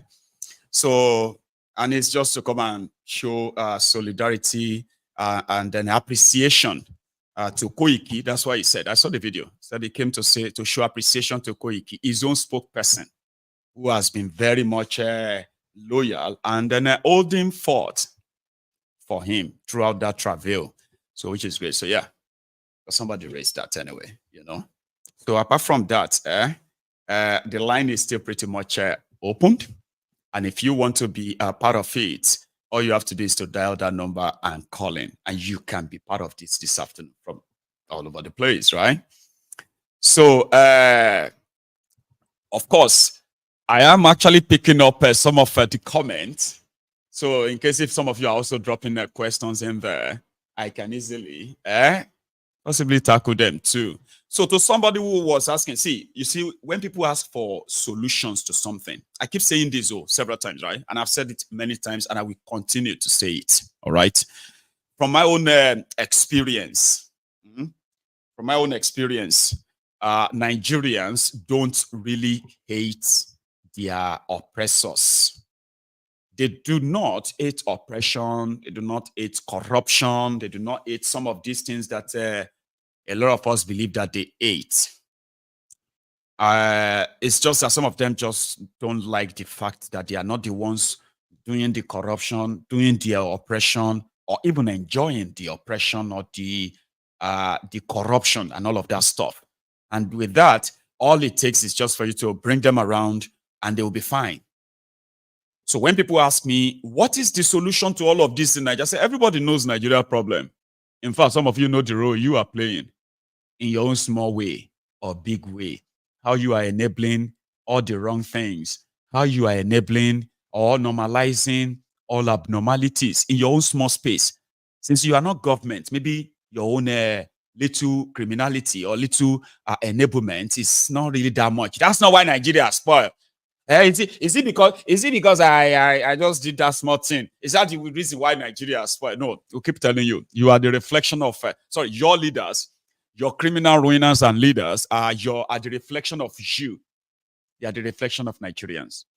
Sure you get now. So if you are looking for way forward, we must first believe that you must detach yourselves from the aprons of your criminal allegiance. I don't know what your own allegiance is. Maybe your own allegiance is through religion connection. Maybe your own allegiance is through tribal connection. Maybe yours is through ethnic connection. Maybe yours is also class connection. Whatever your connection is to this criminal enterprise, you need to detach from it. So that when I tell you break it up, you're not going to be like, huh. Say, what can we do to this Nigeria problem? We'll break it up. Make them break up Nigeria. Everybody go there separate. Break it up, okay? Is there no other solution? No, there's no other solution. I was thinking maybe there will be other solution. I don't think it's going to be easy to break it up. What is solution from me again? If you are the type of person to in your life, what is the solution? What is the way forward? If you are not ready to listen or do that. Do you understand?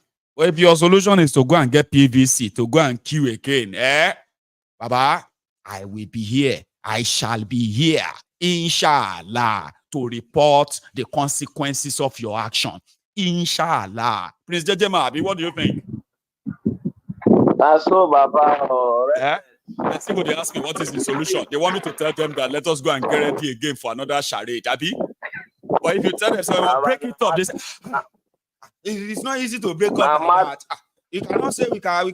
I think we should all just pray so that we can try and see maybe God will do. Do you ever ask me for what is solution if you're not ready to listen to it? Prince. Baba Maiyegun, well done, Baba. God bless you. How are you doing this afternoon? If you're telling them the truth and will continue to speak the truth, you know, there's one thing that you know, that truth never die. Okay? They are arguing whether what to do or what not to do. Since 1999, they've been scrambling for PVC. At the end of the day, is it not the same where they are? Maybe next one for 2027 now, they go tell them, say, maybe they open the side of their head. They go come put one SIM card there. They go say, now your voting SIM card. Anybody will not get that, no go vote. And some women go still take their head, go there, and say, put on. I want to vote, register to vote. And then the day of election will come. Now people with the whole bottle and stick and knife and guns go tell them, if them burn you, will come here, come and vote. Then they go carry the SIM card everywhere and say, my voter card is in my head. It is my right to vote with my head. I will not a contraption. Nare madness, Baba. Sure. You see, the other day I was listening to your program, you know, and some of our comrades, they were a kind of doubting if we leave Nigeria, if we are going to meet, eventually come up with a better nation. I was a kind of, I don't know what to just say to them, because look at what they should understand is that Nigeria has destroyed the psyche of Nigerians. Nigeria as a nation, and the way Nigerians are thinking. They think like, especially what the military is doing. The military has so dealt with Nigerian people that everybody is just thinking like any little thing like this is fight, war. You know, they are all thinking like they're not thinking like animal. They don't think normal. Like you used to say, no more empathy. When someone they kill someone, here they kill 200 people, 300 people. Everybody just say, and so you know, so it don't happen again. You know, in the same country. Now, as we speak, Maiyegun General, you know that as peaceful as the southeast and eastern region is, especially southeast in particular, based on the index of security in Nigeria, do you know that army are moving in the villages of southeast with armored car? They are moving in convoy, destroying and killing as we speak. Mm-hmm. Their aim is to make sure that they destroyed IPOB. Do you know that the money that Nigerian government spent both local and internationally, to see that they destroy IPOB is enough to in fact, to set up, to pay or to budget for up to 3 nations in Africa is enough to budget for them in their whole budget in a year. Do you understand? Maiyegun General, one thing they need to know is that anything but not Nigeria is better at this time. Better, exactly. Now, for the people who are doubting if we will be better, I want to remind them they should remember when we had confederation. I don't want to go in details of that. They should go back and study in history. Now, currently, we can see because of just devolution of power to electricity, that they now give the state the right to develop. Just imagine, under a year, somebody who have a vision, Governor Oti of LP, have set up electricity for the state. 24/7 electricity is there now. Every factory, Yimba City now, everybody is just like, I'll show you something from Yimba City, Mr. German. People are giving excuses where things have been so looted. Somebody came in with that little resources and he's actually been making so much difference that it's becoming so obvious. Geometric in Yimba City. See what it look like.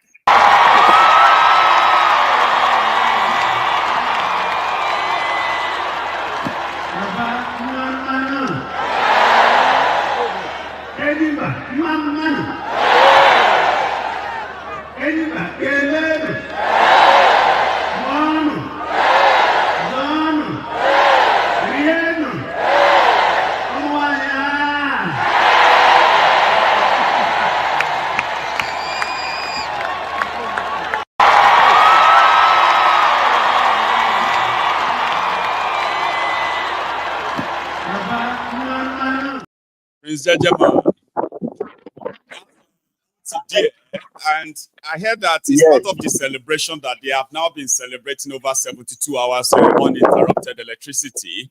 And some people are trying to downplay that too. Have you seen that? Where people are saying that if you go to SMUGGLERS, if you go to all this oil installation, all the smaller communities, they are enjoying 24 hours electricity. They want to make that to downgrade this guy, right? But what this guy has done is that it is like saying, for example, anybody who comes from Lagos State here, if you have anybody watching me in Lagos State, right? Let's do this, right? Let's say that they have managed to bring in an investor that has built electricity and supply. That we now, Lagos State have, they currently have about 37 local government and SCDA, right? So let's use the official one, 20 local government areas, right? So let's say, okay, from Obalende, from Island there, down to the mainland here, Ikorodu, Ajegunle, all those places, First Stack, Oshodi, look, all those areas there, they are now having 24 hours electricity. 10 local government areas in Lagos State. But do you even have an idea what that means? It's not like something where they sell for industries, just industries. We are talking about including homes. We are talking about villages, where electricity, anywhere where cable pass, they will get 24 hours electricity. 9 local government areas. It's massive. Go on. Baba, do you know that if that is not even hard to achieve that? You understand? And doing that, every micro business will revive instantly. You understand? Imagine all those factories now who are not going to be buying diesel, buying petrol anymore. Imagine all the money they will save. Now they will give that money to the electricity company. Okay? Which means at the end of the day, what that will cost them, if they are already, for example, if a business is spending, let's say 20 million naira on diesel alone, remember that same business is paying electricity bill, NEPA bill as well. They may end up paying about 5 million naira NEPA bill, where they know they give them. Now they have a standby electricity, 24 hours electricity all year round. They will not only save 20 million they are spending on diesel, okay? they will be able to pay their electricity bills steady, and use the money for something else in their business. A lot of people have no clue what this is, but some do. Some do. Go on. Baba, do you know that apart from micro businesses that will revive and be active, and that will generate a lot of employment, they will even disturb government, wahala, all this rights they are sharing. People can afford for themselves. You understand? It will provide 50% of security because the light will be everywhere. There will be light everywhere. The CCTV, the light can power them 24/7, and you can monitor any trace of any criminality. Do you understand? Improve surveillance, improve security surveillance, improve awareness, and light up everywhere, Papa. I mean, apart from those who probably are hoping that it's going to fail, I really want to celebrate a year with these guys. And it's just phase 1. We have another phase, so phase 2. Baba, as we speak, do you know that in Ghana, almost everywhere now is having CCTV because they have constant electricity and criminality. They can monitor it. Even their vehicles, every vehicle in Ghana is they are putting CCTV in their vehicles. I've seen Nigeria, one. If all these guys, if all these guys could do 24 hours electricity alone, insecurity in Nigeria will drop by 60%. Just like that. Exactly. By 60%. Exactly. You see the remaining 40%, by the time they start tackling it, they can still cut that down by another 30% and reduce crime rate in Nigeria to 10%. Sure you get, because electricity alone will put a lot of people in work. A lot of people will begin to get busy. Sure you get. Gradually, the number of people who are available for criminal activities will be reducing. Why is somebody not doing something about it? Because they can't. They love it the way it is. Yes, you know why they can't do anything about it, Baba. Because if they do anything about it, if you monitor their trace of all this, their looting too that they are stealing everywhere, it will monitor. It's just selfishness. It's just selfishness. Okay, let me just tell the people that are thinking if we will have it better, if we have our own nation. Immediately you have your own nation, you will have your border. There's no mad person that will come from Niger and Chad and move with a cow, and behind the cow they are carrying AK-47 to cross the border. Nobody will do it. Nobody will dare. Go to our neighboring Togo. They are living in peace. Ghana, all the one that is money henchmen terrorists, they chase them away. They all run to Nigeria. Buhari, because he's a Fulani henchmen terrorist, he opened his arms and welcomed them with operation visa on arrival. That was how Pantami was. Make sure that the Nigerians do not get their passport. There was scarcity of passport, and they were issuing them to all these terrorists.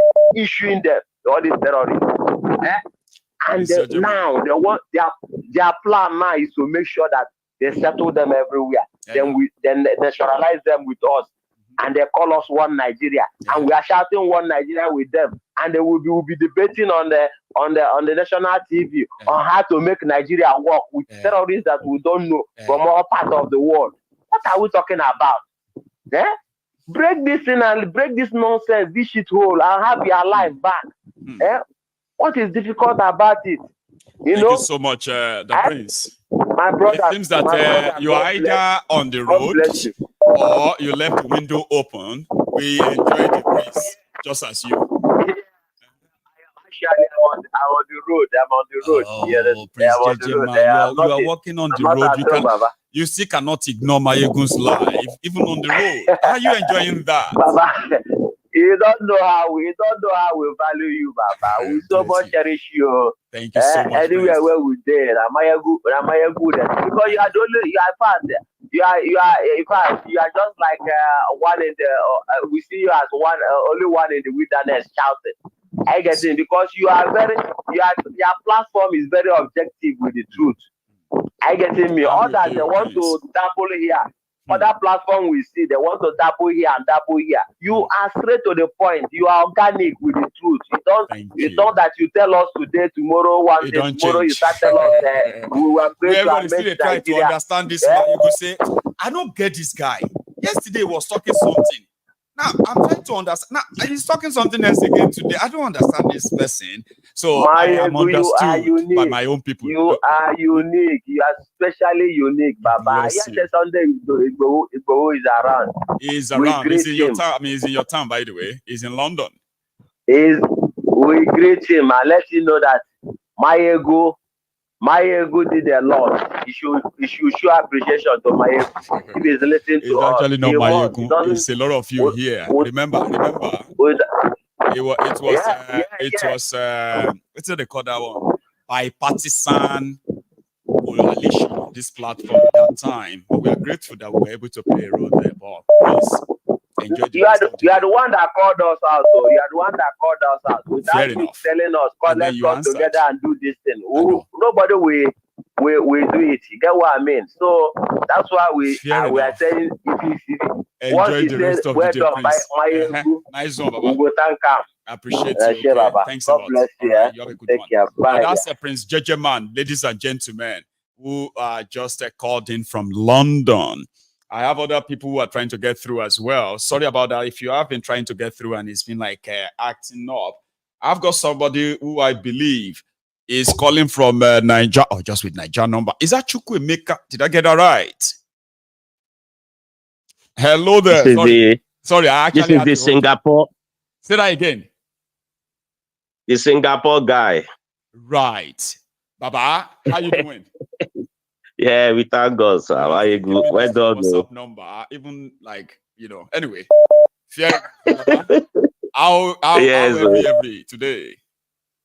Yeah, we thank God, though. We thank God, Thank God. You see, Maiyegun, you're doing a great job, honestly. Thank you, Baba. Because you're one of the one that let me make my decision, make up my mind about that trash show called Nigeria. It's nowhere to be found. Maiyegun, do you actually realize that there's one good thing about this APC and APC, yes, as a party. Okay. Honestly, there's one benefit. They have one benefit. I don't know. Maybe you've noticed that. I might have possibly. Yeah. Tell us, what is that one good thing? That one good thing is that you actually knows that it reveals the people I call my friend. That I think I can even let my children go to their house and feel comfortable that my children are in their house and not knowing that they are evil. Do you know what other thing another person told me?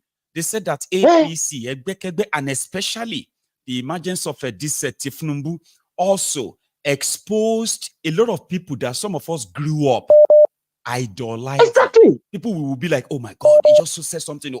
When I grow up, I want to be like this person. That people began to talk to something that you never imagined. So, really, even your friends, they exposed them enough that you are like, oh, more, I need to begin to rethink about my. Do you actually know that? Yeah. There's one of them here in UK. Right. I think for the last couple of days now, I now put it to him. I said, do you actually know that this, because he's a supporter of this, I said, do you actually know that this APC matter and Tinubu matter make me realize the kind of person you are. It shows you're real, you are heartless, you don't have conscience. No. And since all this, I've been advising you to take your children and your family, go and be staying in that country. You never leave. To take them back. Yes, you never go. And this is the kind of people that if my children are in their house, I'll be thinking I have rest of mind that my children are in a safer place. People you could trust. Your children. Exactly. So this your children's care in their care. Wow. Exactly. This APC. There's a benefit in it. This is what he reveals the real identity. Do you people. Remember when I said if you have anybody that is supporting anything at all, anything, Even if they are saying that there are some good people in APC, don't talk like that. There are some bad people everywhere. There are some good people everywhere. That if you have any family member that thinks like that, you should be very careful about them. It's so important, okay? Yes. And this is why. You see, people who are mostly supporting these criminals, they are narcissistic. I'm talking about people who have no real empathy, for real. Exactly. They are cold people, very cold-hearted people. Male, female. Yes. You understand? Then there are also people that are like a secret loathers. They may be your brothers, they may be your friends, they may be your partners and all of that, yeah? But somehow, there are people that if any horrible thing happens to you, they won't feel sorry for you. Do you understand? Like, it is who they are. So when they look at what APC, Egbekegbe represents, they represent poverty, corruption, oppression, terrorism. We have seen it again and again and again. If anybody find any excuse to defend them, you should be careful of such people. You should. Yes. I have told people around me, yes, if you have any love for APC, Egbekegbe, the day your inner mind pushes you to say it to me will be the last day you ever come closer to me. It is a matter of policy and safety. You cannot be around people like that. People who have no empathy. People who will tell you, say people just they die in it. Is this the first time people are dying? Yes. Are they just kidnapping people? Say not today, they are. Come on, leave all of that. That's not the issue, Jerry. Let us move to another thing. People like that are sad people. Don't befriend exactly. them. If you are working for them, go look for another job. If you are in relationship Honestly, with them, break it up. Right. If you have any business association with them, cut your losses, terminate that relationship. Now, these people will see to your death and they won't blink. Yes. It doesn't matter how many years you have been with them. It doesn't even matter if you were born from the same womb. If your brother is somebody who has something for APC, run from him. I know what I'm saying. These are dead, cold-hearted people. These are people that will enable every evil, even if it affects you. They will say, now you'd be the first person. Don't blame them. Go and look for something. I said to one woman, yes, I said to one woman on one don't befriend them. platform that I used to watch. He knows APC. He says he supports APC. He's my friend. You have no idea what you are befriending. But don't worry. You will share your story with me one day. I said to one woman, I said, and you carry child in your womb for 9 months. And you call yourself a mother and you are supporting all this? Oh, evil people. Evil gidigan. And you know the saddest thing is ajebi mamo. In Yoruba, we say ajebi mamo o man ko ogun jaluni. That is somebody who heard and they do not agree that they have heard. They have done something wrong. People like that always bring destruction, not to them, not upon themselves only, even upon the people in their communities. That's what you see there. Do not befriend them. Terminate your relationship with them. It is for your own safety. Because if anything happens to you, they won't blink. They won't. These are people who said Igbos should be, they were watching how even Yoruba, who are Yorubas, right? Yorubas, who were attacked because they didn't look Yoruba enough. They did not look dirty. They did not stink. Yorubas are not dirty people. They are not stinking people. But you have a system where they are glorifying and weaponizing poverty. And they are making that the order of the day. So you understand now? Then the people are now screening and they are profiling our people. They say, if it smells nice, it must be Igbo. We don't believe you are Yoruba. You cannot vote. They were attacking people. And educated people abroad do. Yes, people living in the Western world where everybody shouts racism, racism, racism. They are comfortably saying, kill them, John. Kill all the Igbos. Send them away. And somebody will now tell you and say, I support APC, but I don't support some of the things they do. But run. Honestly, do you actually know that in Lagos State, just of recent that they are selling custom rice, there was a woman with 5 kids. The woman just gave birth. And she has twins. The woman went to that very particular place to go and buy this rice, and she died there. I saw the as a result of stampede. I know. Honestly, She died. she want to surprise her husband before her husband came back from work that she got a bag of rice, and the woman died at that place, that scene where they're selling rice by the custom. And still, our people are still saying nothing is wrong. That is normal. Is that normality? It's not. It's not. Look at this guy. Now God give us, now God take him. It's the most stupid thing anybody will say when tragedy strikes. Honestly. You know, say God.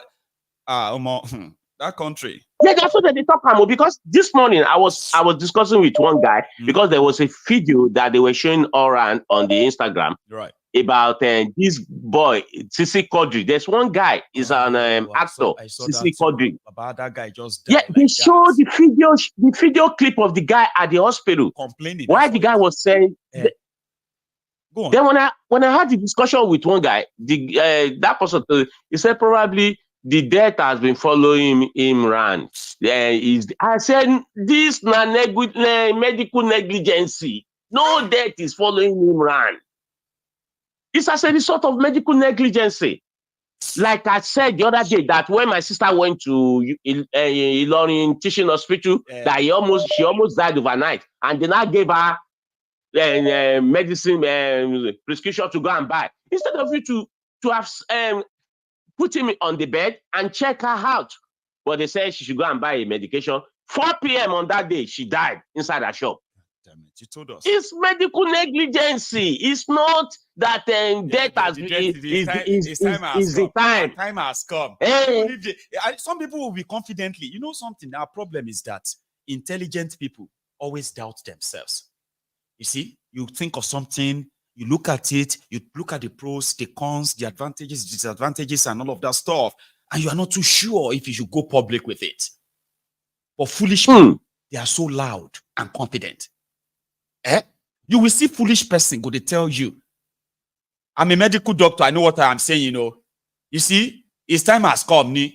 That's how it will happen. You see, when somebody's time has come, all it will take is just that person to just complain about something, and it will just be little something like this. Even if you take them abroad, even in America, even in Canada, if your time has come, nothing any doctor can do. This is how foolish some of them are.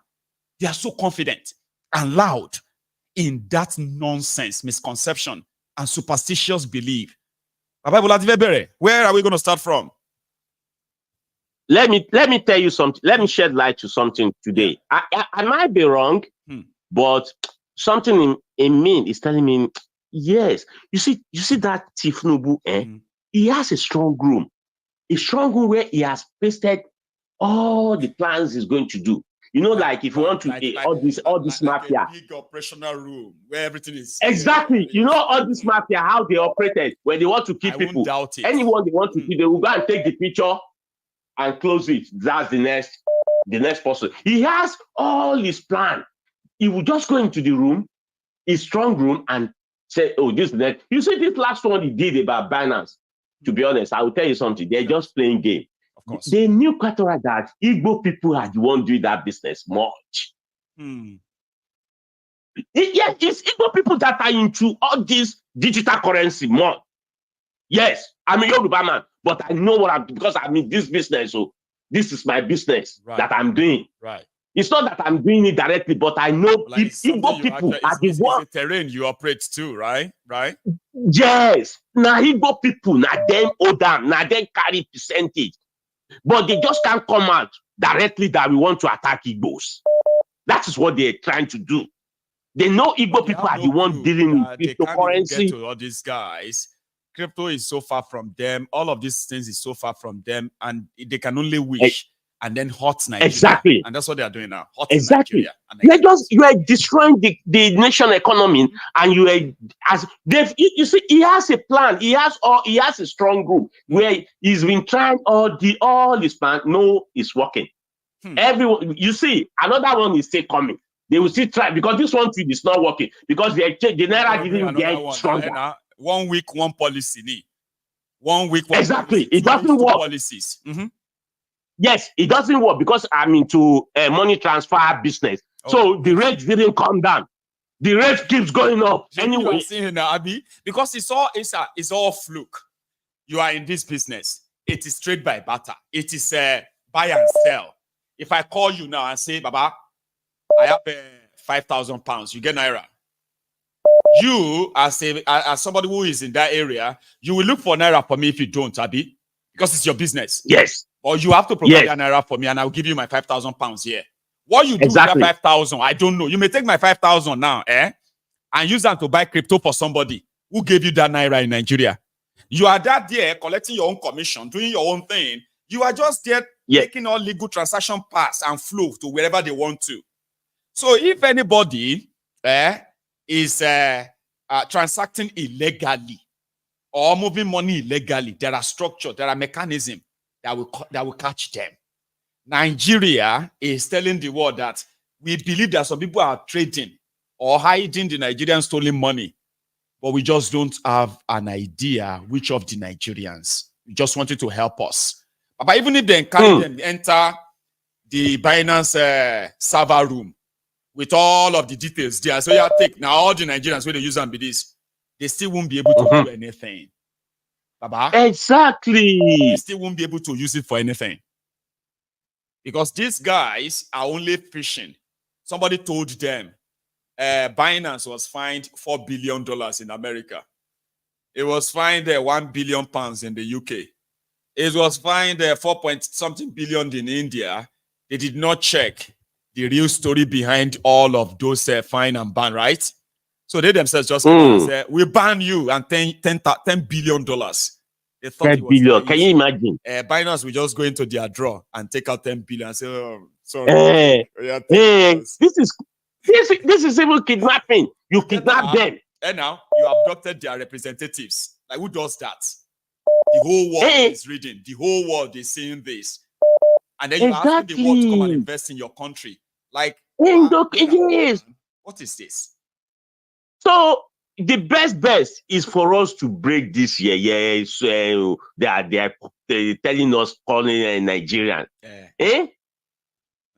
Because if we are if everybody take their side, we will know who we are. We will know what is coming in and what is coming out. Right. So we'll be able to. You see, I did this country now. Me and my family. We are not born here now. No. I'm telling you. For the past over 2 weeks now, my son and my wife, they were in the because my son had surgery, and you believe Maiyegun, they had to give my wife another apartment separate from the hospital. That should, in case all of us want to come and see the boy, we can go into that hotel and go and sleep free of charge. Baba, even my wife is not even sleeping. My wife is not even sleeping there. I'll tell you something. You get my party. We're there with one Scottish girl like that, and they were trying to have a child. Okay, and good enough, she became pregnant. That pregnancy, was pretty much like it wasn't an easy one. So, issue got out of hand. And they couldn't find the the medical sort of a setup that would take care of her in Scotland.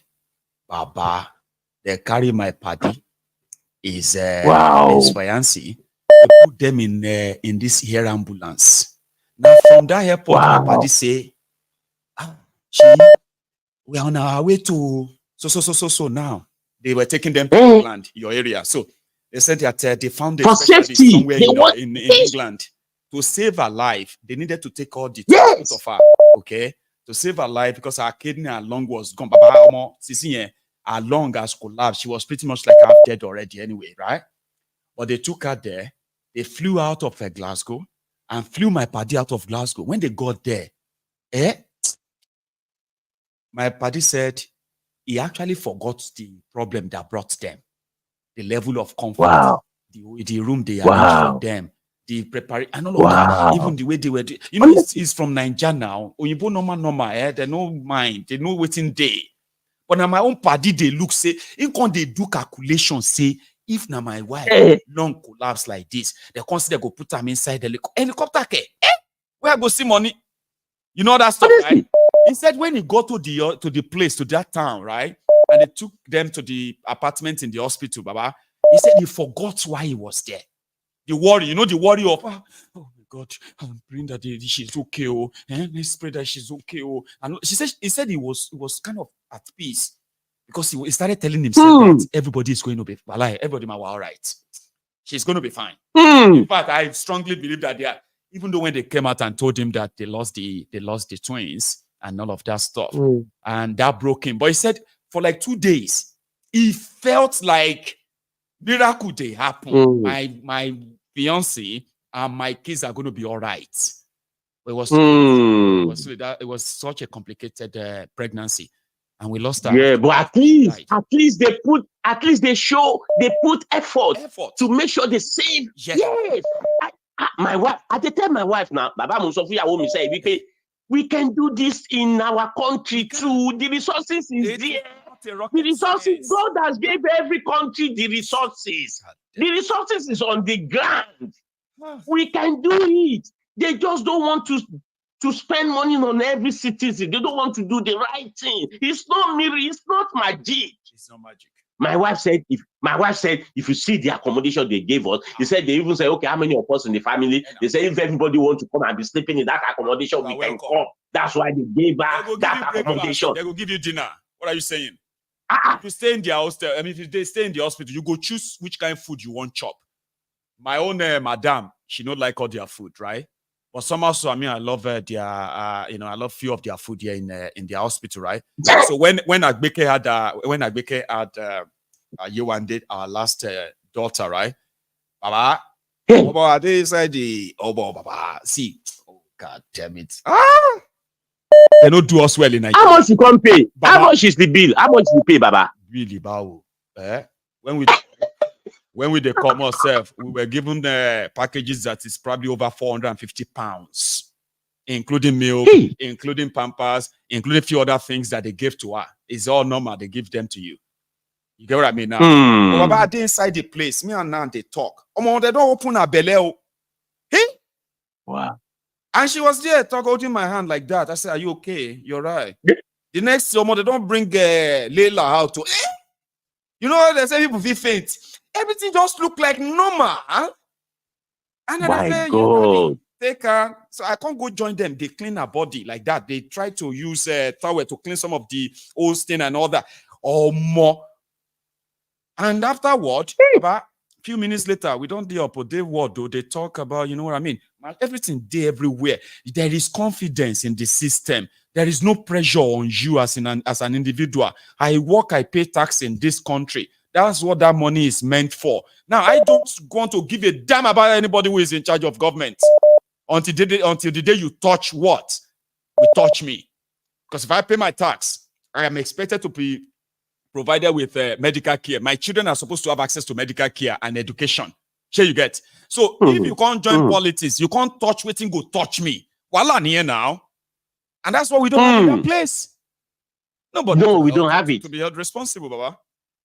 No, we don't have it. We don't have it. In a state where people are dying of hunger, and the governor of that state has a 3 wristwatch that is equivalent to over 500 million naira.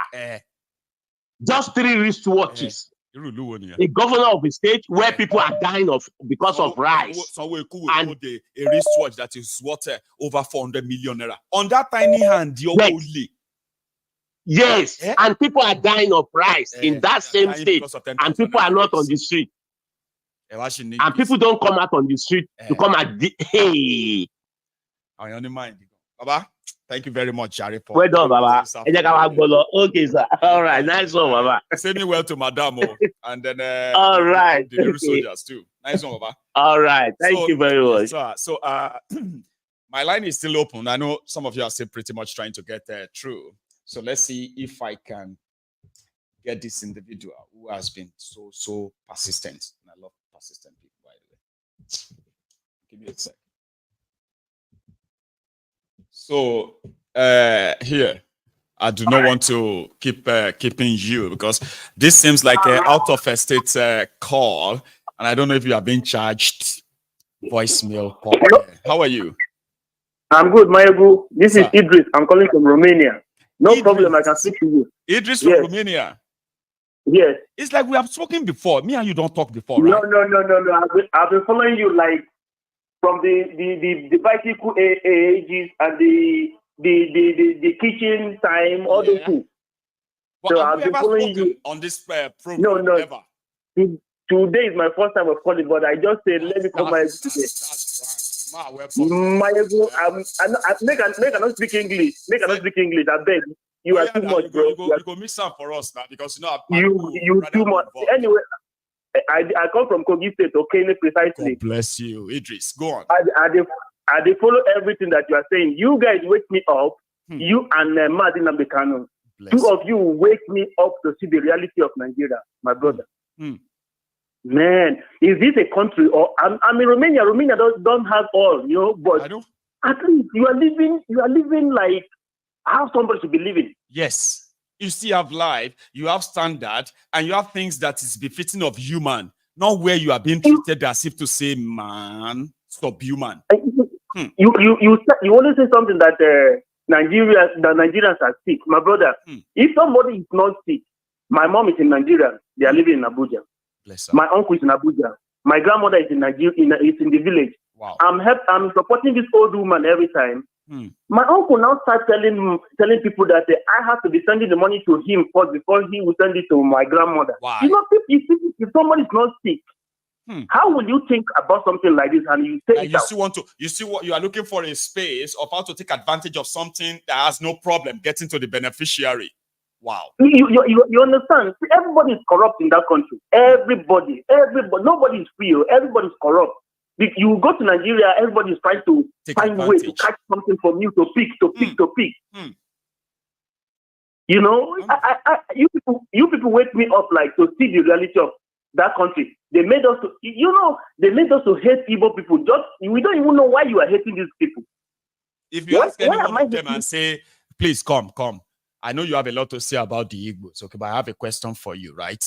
Do you mind educate me, right, on your prejudice against the Igbos? Can you tell me what exactly that the Igbos have done in this country that really, really brings about this your prejudice, the way you feel towards them? Can you say something? I've asked few people, you know something, they say, well, you know, they always want to control everybody. I said, they ever try to control you? There's no reasonable thing. There's no reasonable reason. No reasonable reason. Just what they were told by their parents, by their uncles, by their aunties. And those ones are saying what their own uncles, aunties, and parents told them. I am yet to see one to give me any real sensible reason. I never see anything. The ridiculous one, Idris, the ridiculous one is somebody who is not Igbo will come and say, but Igbos don't love themselves. I say, is that why you don't like the Igbos? we don't even love ourselves. We don't even love ourselves. We don't love ourselves, but we are complaining about Igbo. Do we love our own selves? Do you love yourselves? Do we love ourselves? Are we being honest and sincere with ourselves, even when we are not Igbos or when we are not Yorubas or when we are not Hausas? I'm talking about who you are. Are you even honest? Like that, when we ask ourselves so. And these guys, and these Igbo guys, I lived in London before like 2 years. I came back to Romania because of family issue. My wife don't like to stay there, you know. So we came back here.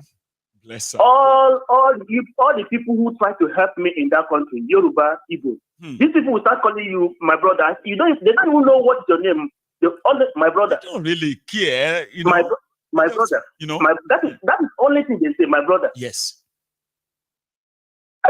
You know, they don't care where you come from. No. They will try to tell you these are the things you can do. They care what you are capable of doing, or what you can do with them, or what you can both do to kind of, progress one another. Anything from that is a waste of time for an Igbo person. That's why they will say, if you see an Igbo man who is bragging in bigotry, an Igbo man who is complaining about Nigeria is lazy-minded. An average man don't give a damn about who you are or where you come from. If there is a business in it, it's ready. The thing is that all the whole country, everybody is like this, like, oh, this is my first time of seeing a Yoruba people speaking the truth. I say, this is the first time of you seeing Yoruba. How many Yoruba people you know? How many do you know? And how many people you know? And I was just like, if you want to see people who speaking the truth, go and watch Maiyegun. And you will hear every Yoruba people talking there. They will call and they will be speaking. Those are part of Yorubas that I am watching every day. I'm following. my brother, I'm following you every day. I'm at work. My headphone is on my ear. If anybody is talking to me, you're on your own. I'm just concentrating on what I'm listening to. God bless you. And thank you so my brother, much. you changed my life, bro. You changed my life, my brother. My God will bless you, bro. And you changed my life, man. You changed my life. I appreciate which kind of country is this one? Like as you're saying just now. One time my son had an accident. Like they went to the park, they played. My brother, they called ambulance. They had to come with helicopter to come and pick the guy. Me, whenever I enter helicopter before, it's going to be me like say, I think I use this opportunity. You never do the way you say you go feel like say, sorry. I hope they are not going to send the bill to the house. I said, no, they won't. My brother, are you sure they won't come later and say we need to pay so and so? Because I could drive him to the hospital. I could drive. We don't need this helicopter. Like, have you ever felt like that in that position before? When I came here first, I got sick. I had to stay in the hospital like 3 weeks. I paid zero naira, I paid. I said, their hospital, their hospital here is just like my brother. Somebody is doing big man in Nigeria who took his wife to the hospital. He just paid the 5 million naira, okay, for medical care, and he's there feeling cool and said this. But the same person, Baba, the same person is also probably paying tax, in that same country. What kind of a thing is that? My brother, I said in the hospital 3 weeks. The first one I got injured because I used to play football. I was a footballer, I got injured. You go straight one and Mozuabi. Go on. I had to operate my knee. Oh dear. I paid nothing. Later I got sick. I spent 3 weeks in the hospital. I paid nothing. I was like having fun in the hospital. There is Wi-Fi, there is everything, there is food every time. When I didn't pay nothing, the doctors, the nurses, they talk to me like you are a human being. Well, look at us. Me and you are talking about Romania healthcare. I'm talking about Scottish and UK. My brother, Romania, I don't know what they have. But in Nigeria, I don't see what they have here. I don't know what they have here, but they can give you all this healthcare for free. At least education, healthcare, those two things. My then children, the third one, security, Baba. They are things that will show to you that people in power care about you. If none of this exists, Baba, you are deceiving yourself. I know. Like the governor of one state here, I've been to his house, and I was like, this person is like a governor. They call them primaria. Right. He lives like a governor. When comment someone in our village says you cannot even enter their house. No, anyhow. Not. If we hear siren, if we hear siren here, it's only when hospital, the ambulance is going to pick somebody, or police is going for maybe kind of rescue. No, there's nothing like governor is coming. Everybody have to clear road, all those things. But educated people, supposedly educated people will tell you Romania is not Nigeria. You know, another thing that get me so mad with some of those who claim to be educated, morally bankrupt people, is that any easy thing that they can pick. For example, now, if you say American economy is having a sort of turbulence, so and so, they will now tell you, if American economy can have problem, why are you complaining about Nigeria economy? Look at people. Compare Nigeria to America. They say everywhere, all over the world, the economy bad. Everybody's complaining. If they say people are losing their jobs in America, they will say, and you say, people have no job in Nigeria. They say, but America too. Do you know how many people will not get job for UK? Have you not seen the latest blah, blah, blah, blah? So people that have no job in Nigeria is not a new thing.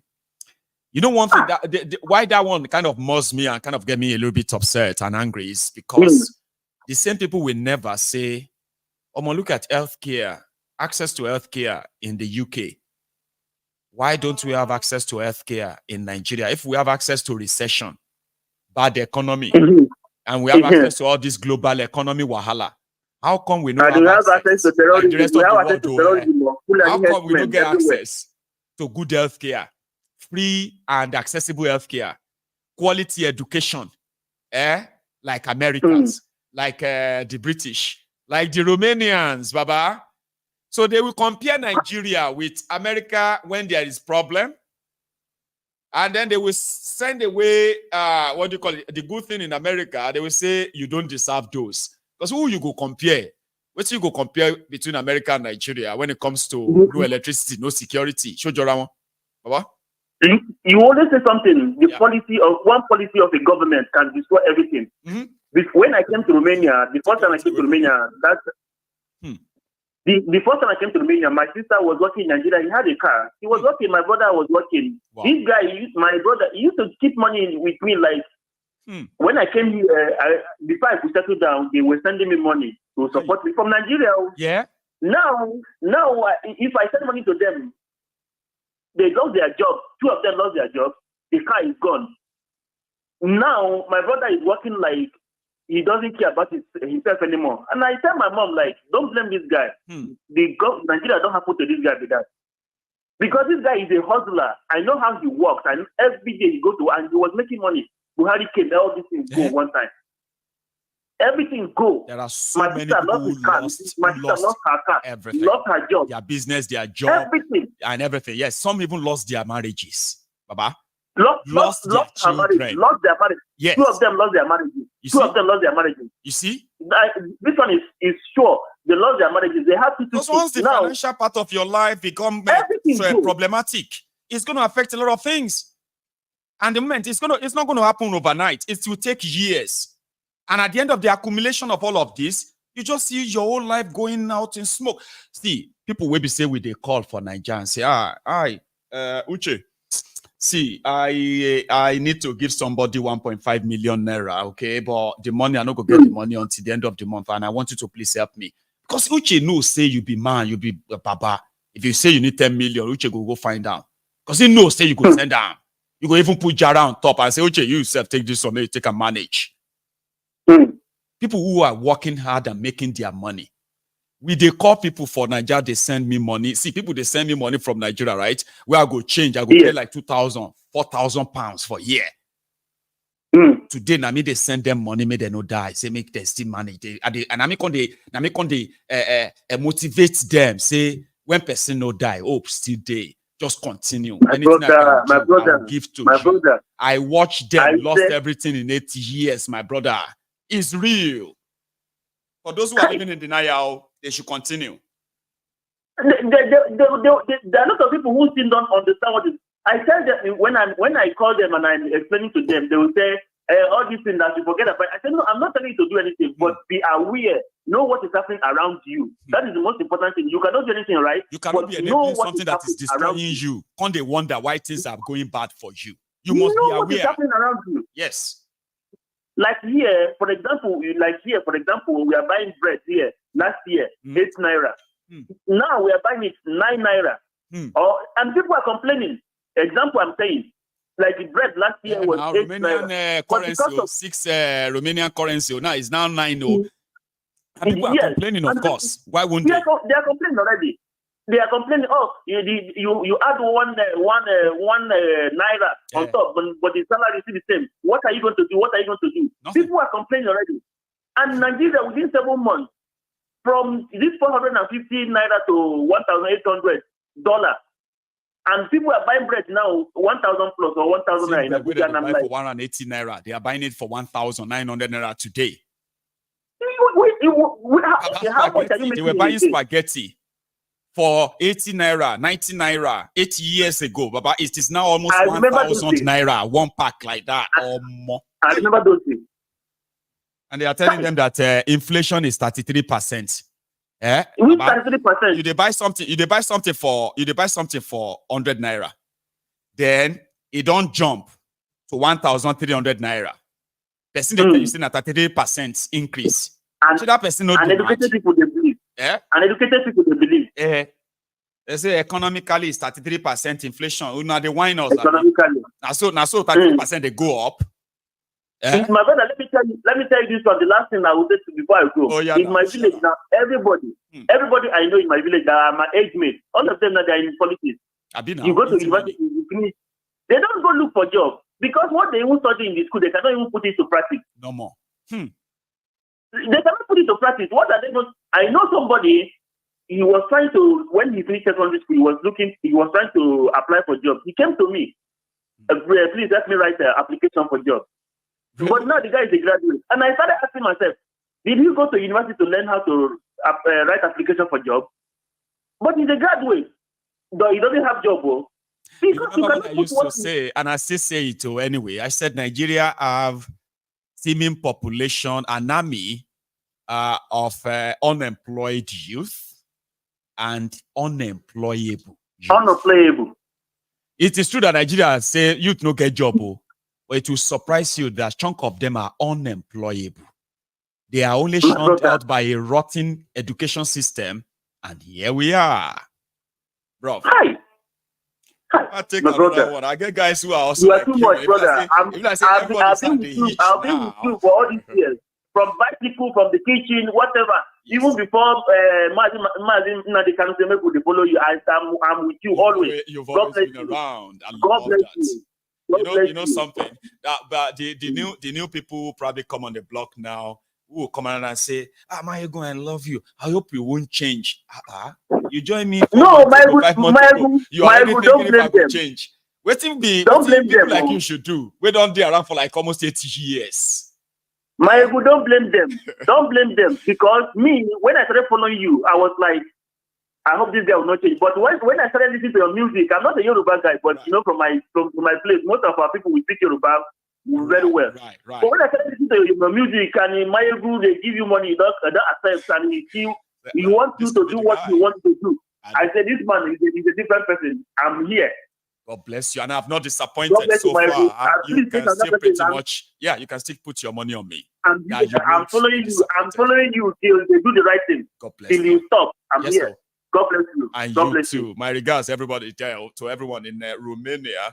That's Idris, brother from from the Romanians, the Romans who are like Romanians too, right? So I've got another caller, but I think we've done well enough. It's going to be, you see, this segment on MaiyegunsDiary Politico is going to be a regular, okay, except on Sundays. So on Sundays, when we have our Sunday sermon, it's actually a different ball game entirely. So I am still putting together all my structures in this place. Structure, itineraries, and all that. I promised you a series of programs that are going to continue to educate, liberate, and prepare us against what is fashioned against us. So everyone, like, if you are in Glasgow, by the way, listen, I'm looking for somebody who is very good in video editing, photoshopping, and the rest of that. I might have something for you. If you live in Scotland, if you are a student in Glasgow, it's not a job offer. It is a partnership offer. Your talent could be we'll be very useful, and we could put that to a very great use together. Okay. I am already putting together my team, and I want that crucial part, somebody who is going to be part of this. And I promise you, apart from the what do you call it, the reward that you're going to get, the experience is going to outweigh the monetary or material reward you're going to gain from me. I'm talking about the experience of us building something that is going to change the world. You can join me. But don't worry, I'll keep announcing it, especially when I want to schedule a one-on-one convo with that person. Yeah, you could make some money on the side. Come on. Thank you. Now, I have another caller on the line who is indeed very patient and is there with me so far. Hello. My king. Papa. My king. Sir. All honor and praise. All honor and praise. We are loyal. God bless you, Baba. You are blessed. How are you today? It's your boy. It's your boy, Prince Adebayo from Sweden. That's Prince Adebayo. I always say the prince. Yeah. That's my second prince there from another city. And I'm telling you, I am very proud and happy. How are you today? Thank you very much. We are proud of you. As I was just calling you, I just saying you needed a video editor. Blah. I just say, if I was in Glasgow now, maybe I would just join you and assist you because that's what I do. We'll be racking brains. You'll be, I want someone who is actually like so creative, who knows me. You get what I mean? I don't want people who come in No, and no, say, I know. that one is The sad. distance is far, Seth. I will not be able to be here and there for you all the time, No, So you for now, you can give me all the moral support, all of the yes, support that yes, you've always yes, been given, right? We need somebody who yes, is physically here that can produce the magic. physically, yes, yes. Well, it's good that I just thought I should mention it. I'll keep mentioning it because I know my people are here in Glasgow, especially students, right? Yeah. They could probably make some money on the side and gain some experience too. That's good. You know what I mean? Now, see how God is created. Before you know it now, we'll become the CNN of Nigerians in diaspora. Somebody who can dream big, not somebody who is probably so small. I won't even be small-minded anyway. Yeah, yes. Baba, today the thing just sweet my belly when you just talk about the electricity in Aba, I just read for news. They say all the generator sellers they have relocated from Aba now. I even heard that people they offer their generators, say, come and take it to. They throw away the tea, That is the keep my heart. Come take them, I don't need them again. I'm telling you. Don't take our trouble. I'm telling you. Baba. I'm telling you. This thing it just show us one thing, that Nigeria could have been better, but the corruption has eaten deep. That states that they are doing that thing. They've had from Ojus Okalu to TA Oji to that other useless one that left. 24 years of waste. They were blocking the thing. They will block it here, they will block it there. They will not be serious. Something that is going to Namadi Sambo, deputy to Jonathan, he also participated in helping them to kind of make sure there is bureaucratic barriers. 20 years. It's only God that saved that contract, that the man that started the protest, Bat Energy, he didn't die. If something happened to him and he died, man, an old man now. If something happened to him and he died, that's it. Or maybe Alex Oti. And see as things are happening. Alex Oti was the head of the bank. So he continued it. If he wasn't the facilities, the credit, continue the work. Yes. Continue. Yes. That's how you now see this small glimmer of hope that is coming out from that place. So if it wasn't that all these circumstances played together, that means there would have not been this kind of reality today for the people of that state. Let's be honest now. You didn't see what happened during the Charade election. If that woman didn't stand her ground, if that woman didn't stand, they should be calling that woman's name. They should be calling that woman's name. That guy would have been like another Alex Oti for them. I mean, we will never find out anyway, right? Now, Alex Oti, and that one he won Koroko. And our Labour Party guys. He won Koroko. You get that? If Alex Oti had been sort of whistle out like that too, and PDP, APC is the one in charge, now so they go to tell the Abians, waiting Alex Oti won't do differently. Waiting won't do.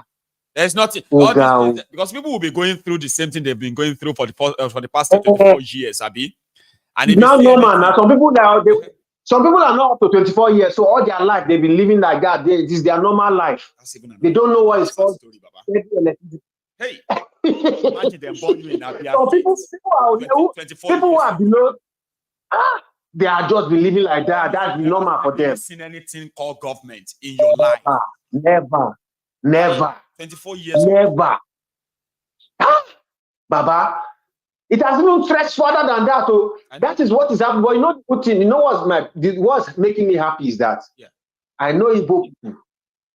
Igbo man see business and see that there are people to sell to, he will increase it. Before you know, the whole of the Southeast will be benefited.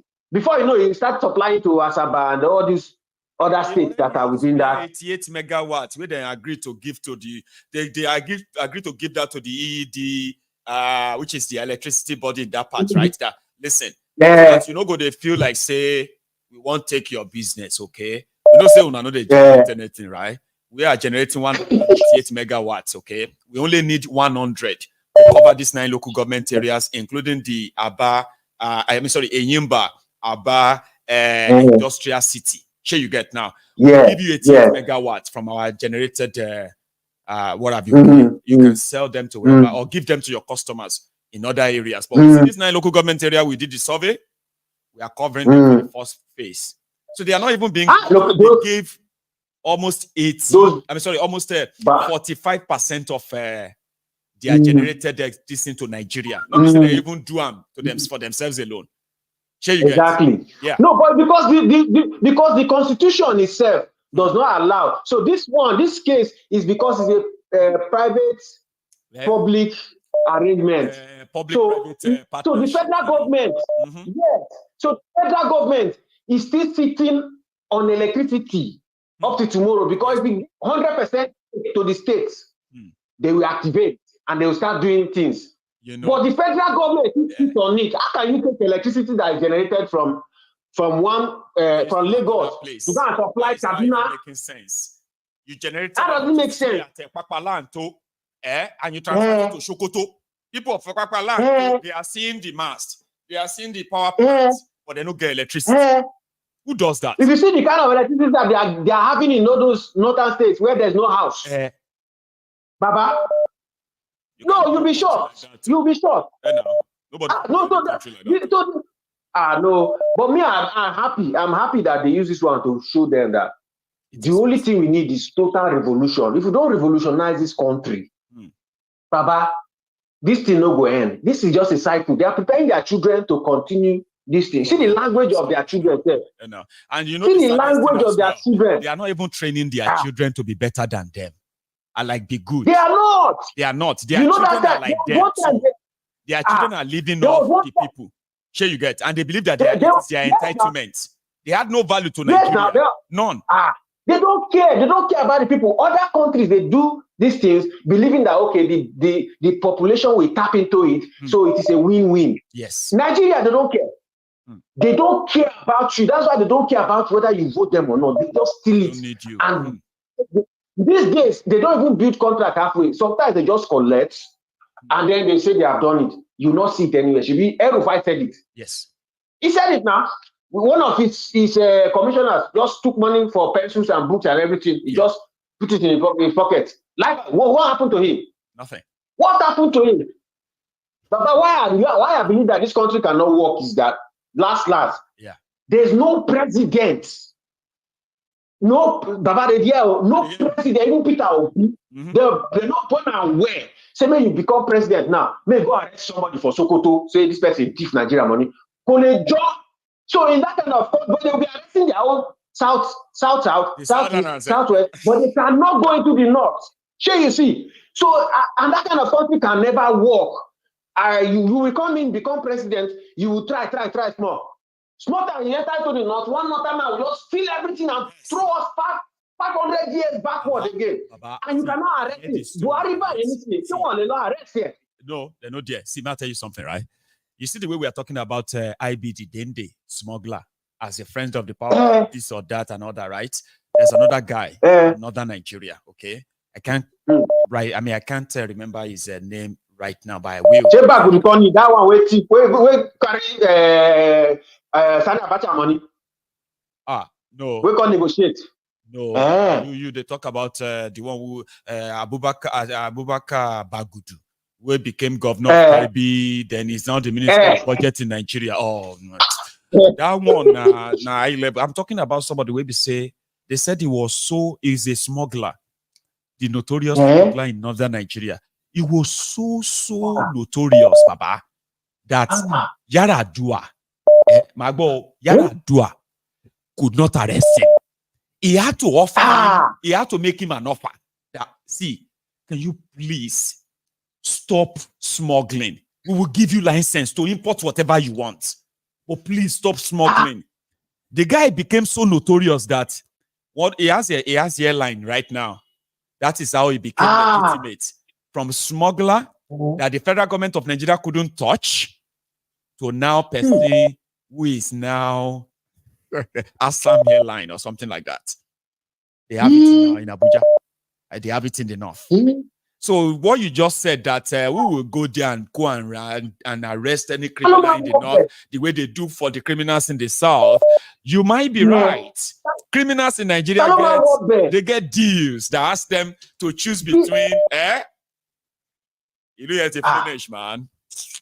The country, This is, and this, if you look deeply, Yeah. this is what caused the first civil war. Because some people say, this person that is talking like this, you criticize Nigeria, you say this one is not, you cannot be talking like that. Okay, they now plan the coup and remove people that are causing instability in the country. All of us from this wahala. Yeah. If they say their dream that time work, and they manage to reduce bigotry and all of that. Yeah. Me and you, if you know they suffer, what we they suffer now, but look at us. We don't go suffer like this now, you know. So now that same thing. Do bigotry Olympics now. I'm telling you, if they will say people like me now, they will like, but I like everybody. But the truth is, people are G Nigeria too. Try here, pay a fellow arrest here. This is second civil war. Civil war, yeah. Which can country be that now? Which can country be that? Who are going to die for him, for you arrest, they are the victims of his failure. They will be the ones that say, go and arrest your own people. Is he the first person to steal? Go and arrest others. Of course, leave him alone. Nigeria only work. Of course, now. I'll let it break. Trust me. And real people cannot be living and lying to themselves like we are all equal. We are not all equal. No, we're not. No, we're not. I'm not all equal. We've got nothing in common. Let's be honest with ourselves. That we are all black doesn't mean that we have something in common. All equal. Here you get, God bless you. We call it the clash of the civilization. May I tell you that one? I have a caller. My caller, please hang in there for me for a second, right? Nigeria is suffering from the clash of civilization. Can I explain them? I will. In Nigeria, where you have over 250 ethnic nationalities fused and forced together to be one country, they speak over 500 different languages. They have different cultures, different religious background, beliefs, societal system, and so many other things that we have a lot in. We have so much not in common. But because somebody knows that Nigeria will be lucrative enough, instead of us to call it the slave camp, give them the name Nigeria, make them believe that they have a country. But it will always be a business arrangement, not in their interest, but in the interest of those who don't give a shit about you. Do you understand that now? So those of you, who probably still get yourself trapped in all that lies, Maiyegun's, I'm coming back. MaiyegunsDiary Politico should help you see through. I've got a caller there. I'm coming back to that. Hello. Yam pepe scatter. I refuse to give up. I refuse to give up. Oh. You won't. Me too. I refuse to give up. Go on. You see, the most important thing that is going on is my prayer goes for the 10% of people. If you permit me to use the scripture to describe Nigerians. Please go ahead. There are 4 groups of people, 4 groups of Nigerians. That's what Jesus described. You see, 40% are the political elites and the political jobbers. That's why Jesus said in John chapter 6, verse 26, he said, I know the reason why you came is because of the fish and bread you ate yesterday, not because of the miracle, not because of the things that I was doing about the kingdom of God. So these are 40% of the people. The next 30% are the Pharisees, the 3 main religious sector, the Onisheshe, the Islamic people, the Christendom. They are the people who are helping the political jobbers to make all things well. And that's why Jesus said in Matthew 23 verse 2, he said, you sit in Moses' seat, but you never do what Moses does. No. And the 20%, these are the educated illiterates who, in their own, they will destroy the student in school and then also use help the primary and the political jobbers to rig the election. So the 10% are the people crying in the wilderness, like Apostle Paul, the repented one, because Apostle Saul repented when he was Paul. When he was Saul, it was S that started his name. His stupidity makes him to call himself Nigerians. But when he became perfect, P was now written in his name to be called Paul, because most of us who are crying, saying it now, we are the repented one who now know how Nigerian looks like. And that is why Apostle Paul said in Philippians chapter 3 verse 10, he said, that I may know him. This is the person who wrote 13 epistles of the New Testament, who is still crying that I may know him and the power of his resurrection to the conformity of his death. Because he now know the truth. The truth has set him free. So he was saying it in verse 17. He said, now that I know that I'm telling you and even crying, telling you right now, he said, because these people are the enemies of the cross. These people are the enemies of Nigeria. He said, because their preaching is about their belly. So everything is about their belly. So the 10% we see today are we repented Nigeria who now saw the picture of what they are doing. That they lied to us. Wow. That's it, that they lie to us. Because there is always one side to a story. The lies, my story, our story, and the truth. So when we see the truth, we are the repented ones, but when the moment there is increase from this 10% to 20% of these people who move from Saul to Paul, everything will change. So it is different changes. We will see the change. We will surely see the change. It is now God giving us the strength and the equipment to increase from this 10%, because they are 90%. The 40% of the political jobbers and their political praise singers. You remember there was a place in the Bible where one went to Jesus and say, good master.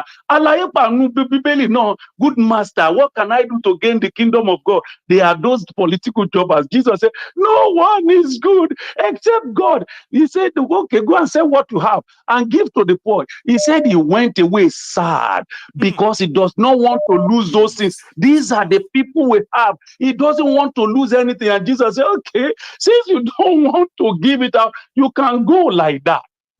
So these are the people we have.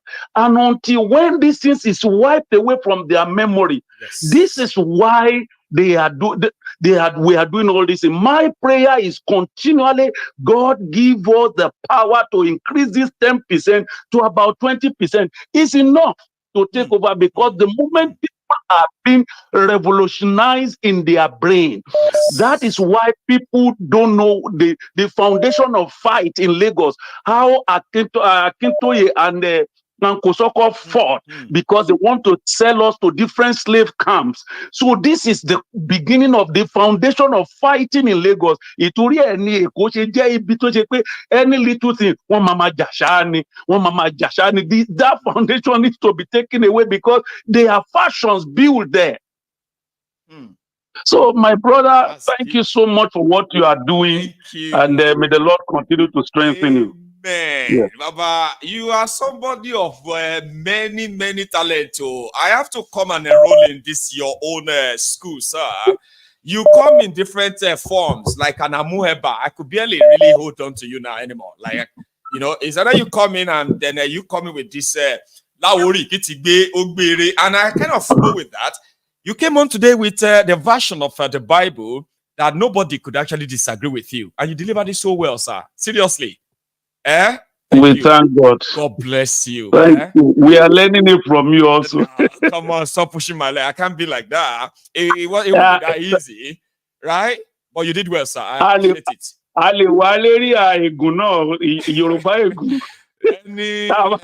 Any what do you call it? Anyone they are available. I love it. Baba. God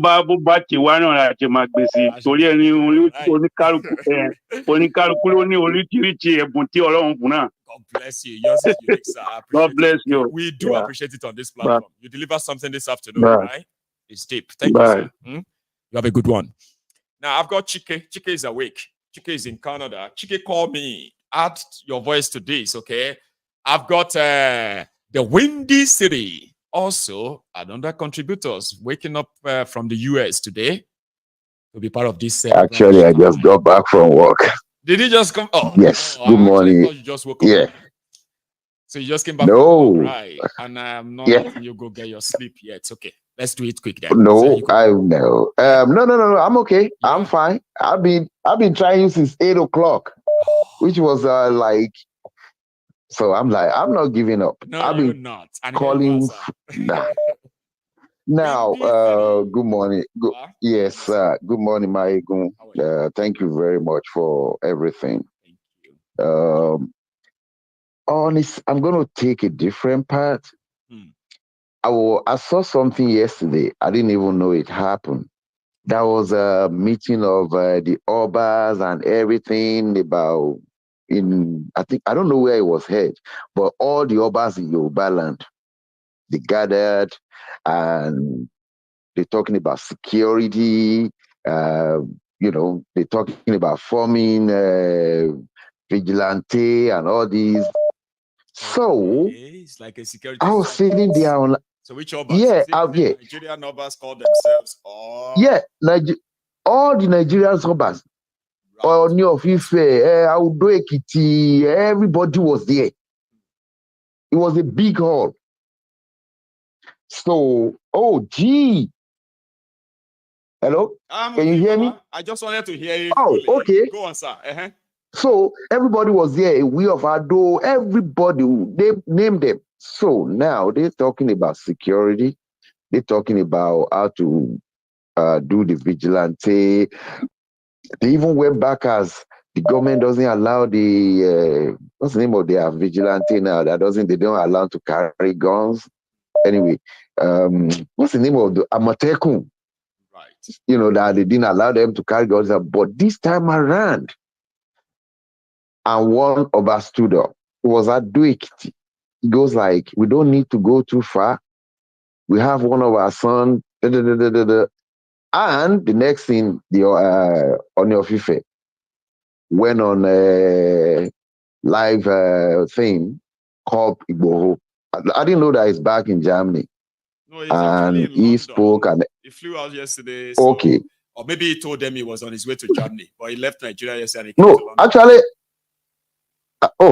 Actually, I don't know. They might be disguised, So anyway. So they placed the call through to Igboho right there on the same screen, right? I'm gonna go look for that video. Yeah, see it on the video. Igboho spoke for. Look, he was just going. He know how to talk. He was just going, and the whole bars, everybody was clapping for him and everything. Really? So I was sitting there. I'm like, I have to call Maiyegun tomorrow. Or today, I don't know you're going to be doing brunch time today. I will stay up till 3 o'clock my time to be able to catch up. But thank God I managed to catch this one. Enough. So yes. now I was sitting there and I'm like, something is coming up. And Tinubu didn't say anything. Nothing was. One military guy at the conference later on, one in Igbo and all that. But my main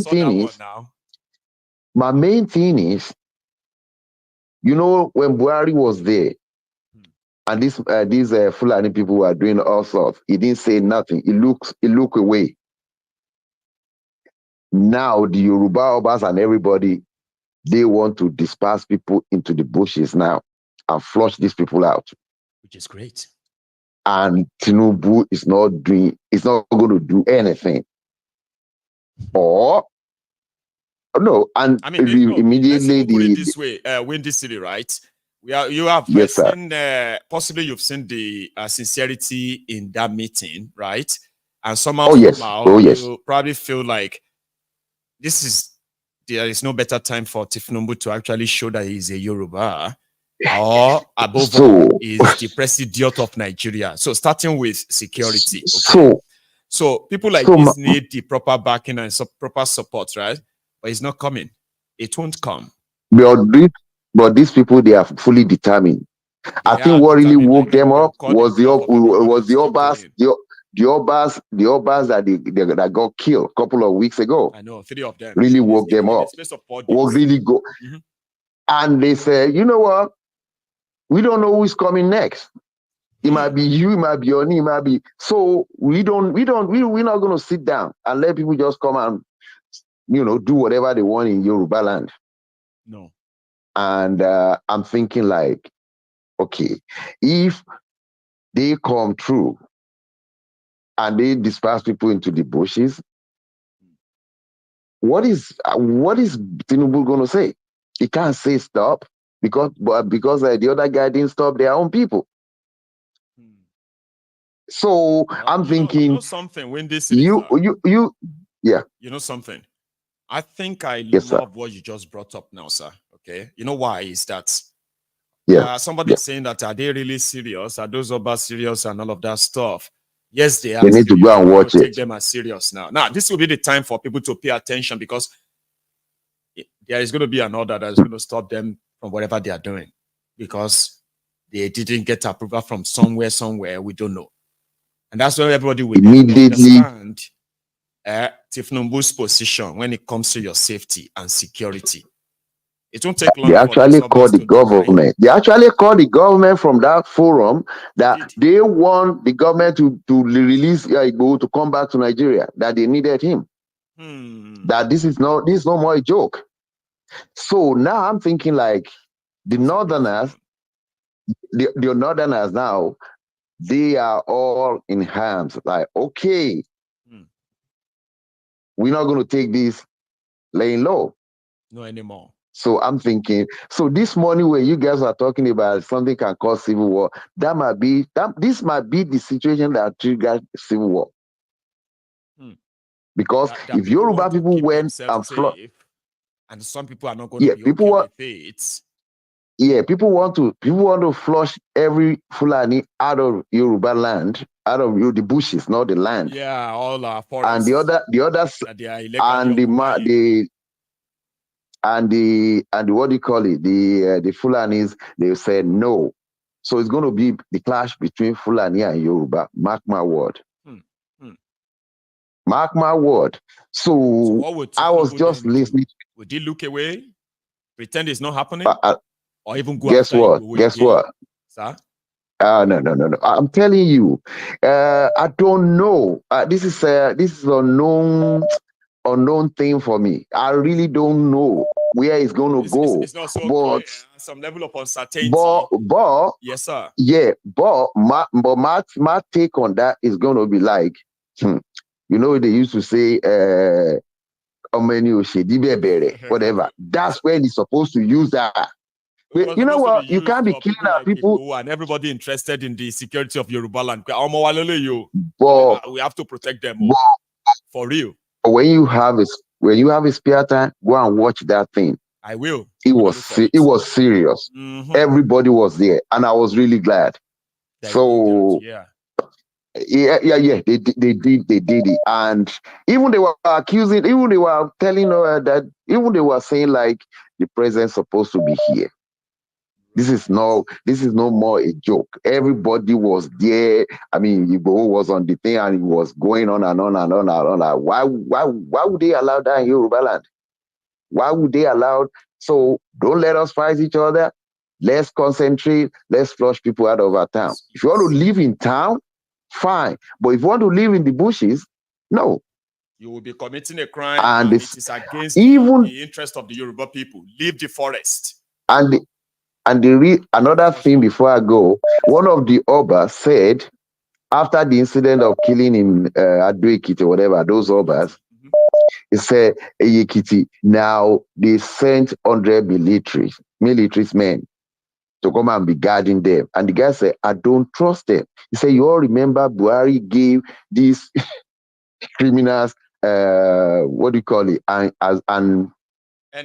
give them, put them in the military. It's called that Operation Safe Corridor. Amnesty or something. So he said, you remember, Yoruba, he gave them. He said, we are looking at these people. They are guarding us. We don't know who is who. He said, so We need our own people to be guiding us now. So let's hope something will, but at the end of the day, it's going to be, I think it's going to trigger civil war. Well, it's going to be, when that happens, I would say, Windy City. Yes, sir. If that happened quickly, that if people went to the bushes to flush people out, and the other side said no, then somebody took over, the military took over, and it happened to be a Fulani man. You better believe it. There's going to be civil war in Nigeria. Have a great day. And you too, the Windy City. Thank you very much, right there, from Chicago. Say. So I'm checking my time, and I figured out that my time is fast spent. Because we need to go and get ready for the evening or the prime time on MaiyegunsDiary Politico. I'm going to go on and keep, collecting all those pieces of information, video, pictures, documents, and all of that. I'm going to fuse together and bring back to you exclusively on MaiyegunsDiary Politico later tonight. So thank you so much.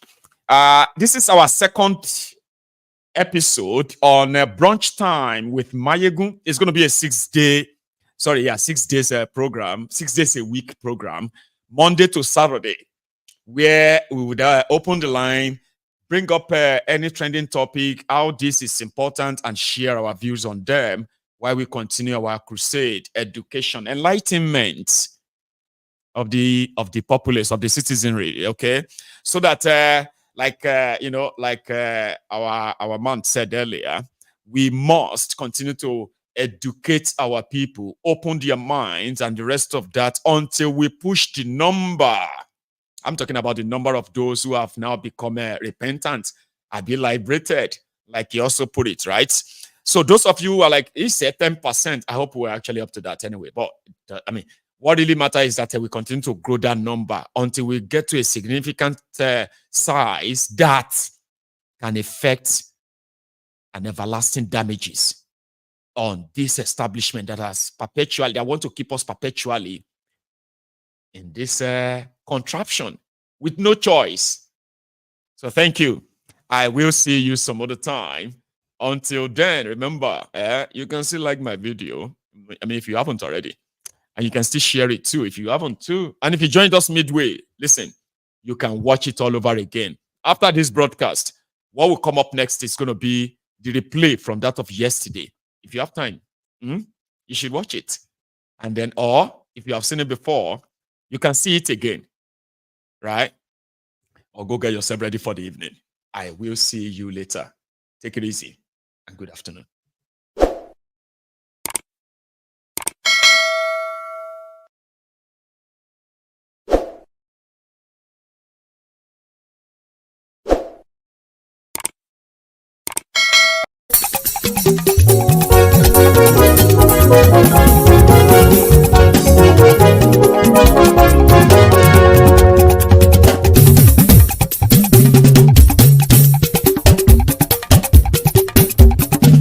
Maiyegun làwa mọ̀ làmọ̀ tó dòdòdò.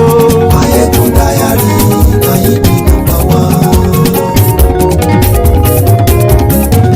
Maiyegun làwa mọ̀ làmọ̀ tó dòdòdò. MaiyegunDiary Maiyegun number one. Maiyegun ti dé o ọ̀rẹ́ ará ìlú. MaiyegunDiary Maiyegun number one. Lórí Facebook, lórí YouTube. MaiyegunDiary Maiyegun number one. Gbogbo bó ṣe ń lọ ni Maiyegun já wa sí. MaiyegunDiary Maiyegun number one. Àṣírí ọ̀jẹ̀lú kì í bò níbẹ̀ o. MaiyegunDiary Maiyegun number one. Bó bá ṣe eré àní Maiyegun máa wí. MaiyegunDiary Maiyegun number one. Ó sì tún ṣe eré wàá gbọ́ níbẹ̀ o. MaiyegunDiary Maiyegun number one. MaiyegunDiary Diary Politico. MaiyegunDiary Maiyegun number one. Godfatherism kò sí lọ́rọ̀ Maiyegun. MaiyegunDiary Maiyegun number one. Ẹ farabalẹ̀ sẹ́ o kẹgọ́rọ̀ lẹ́nu o. MaiyegunDiary Maiyegun number one. Àní Maiyegun làwa mọ̀ tó dòdòdò. MaiyegunDiary Maiyegun number one.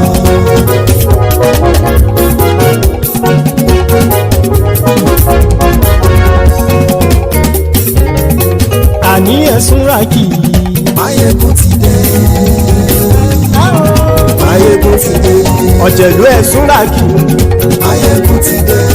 àní ẹ̀sùnra kì Maiyegun ti dé. lórí Facebook Maiyegun ti dé. àní ẹ̀sùnra kì Maiyegun ti dé. lórí YouTube Maiyegun ti dé. àní ẹ̀sùnra kì Maiyegun ti dé. bọ́ bàbá gbé wúrẹ́ Maiyegun máa wí. àní ẹ̀sùnra kì Maiyegun ti dé.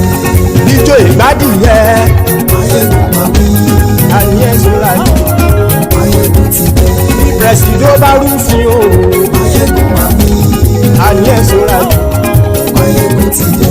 kí gómìnà kówó jẹ Maiyegun máa wí. àní ẹ̀sùnra kì Maiyegun ti dé. ọlọ́pàá tí ń darí bá Maiyegun máa wí. àní ẹ̀sùnra kì Maiyegun ti dé. aṣòfin tí ń rúfin o Maiyegun máa wí. àní ẹ̀sùnra kì Maiyegun ti dé. òkúra olóṣèlú Maiyegun máa wí. àní ẹ̀sùnra kì Maiyegun ti dé. ọ̀jẹ̀lú ẹ̀sùnra kì Maiyegun ti dé. àní ẹ̀sùnra kì Maiyegun ti dé.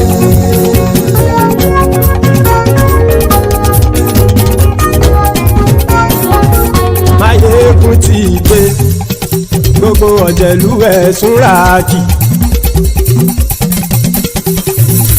Maiyegun ti dé gbogbo ọ̀jẹ̀lú ẹ̀sùnra kì ṣùgbọ́n ní bá ti ṣe èyí tó yẹ kí wọ́n ṣe ọmọ bá dèrò ní fi wọ́n níran o.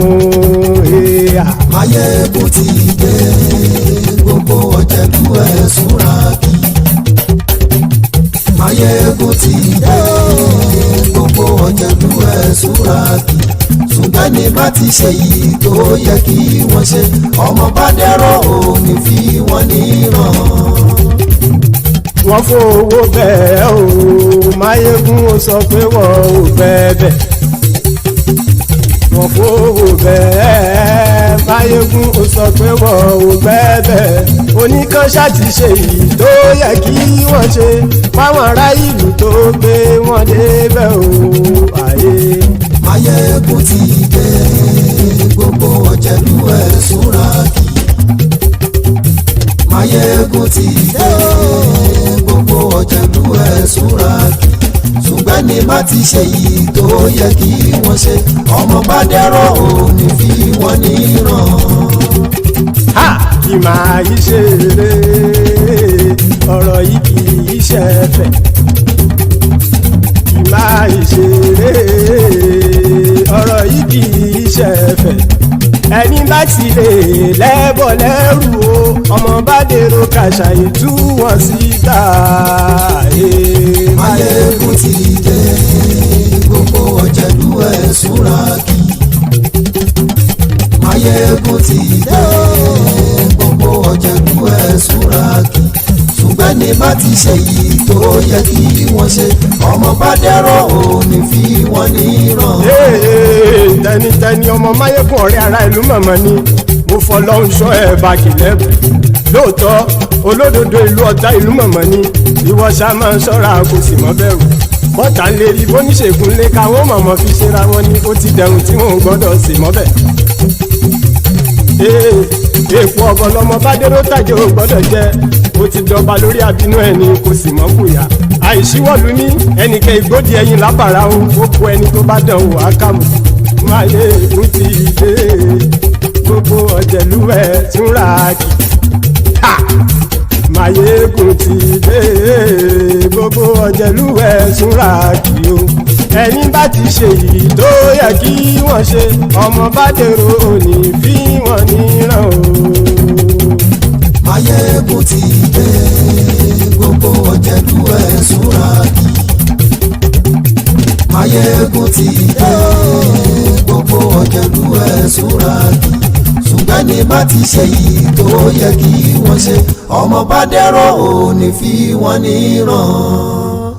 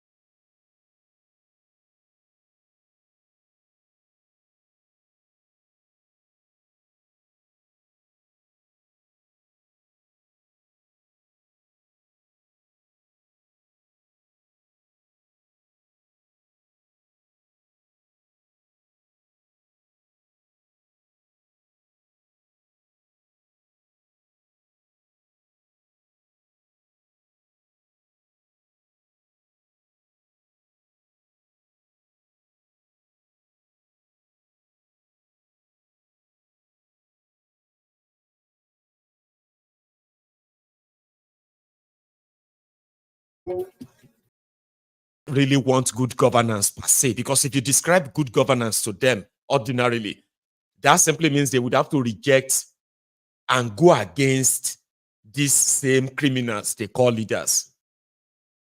And they don't want to do that. So last week we were seeing some of them. Hey, sorry, we are criticizing Tifnumbu because of the situation in the country. Doesn't mean that we don't support him. I was like, we're never ready. When you are ready, you are not going to go out there and be complaining about food. Food will be the least of your problems. In fact, food is the least of your problems.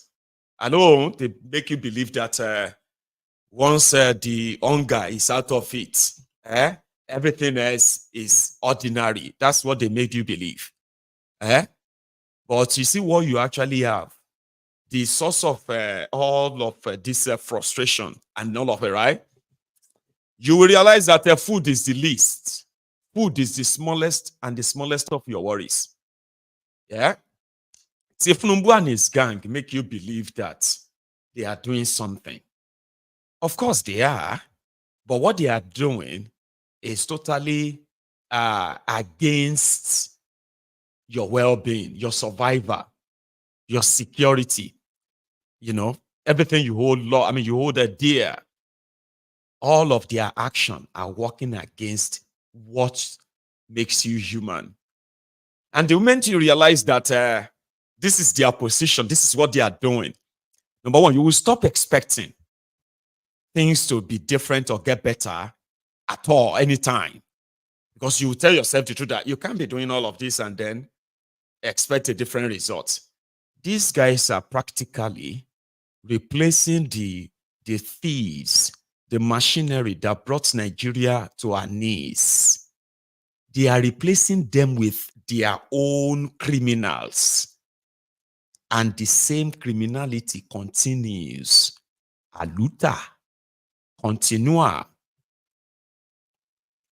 So while you think they are making reform or doing reform, they are reforming your lives every day backward. And to some of you who probably feels like you are sacrificing, this is a sacrifice. We are sacrificing, one day we are going to repeat. I don't know how old you are or how young you are. There were those your uncles and aunties today who were younger, 8 years younger, 9 years younger, 9 years ago. Today, they are now part and parcel of the poverty capital, the poverty basket created by these rogues. Nigeria needs help, serious help. And a lot of us believes that to resolve Nigeria problem, you must start to deal with it in parts.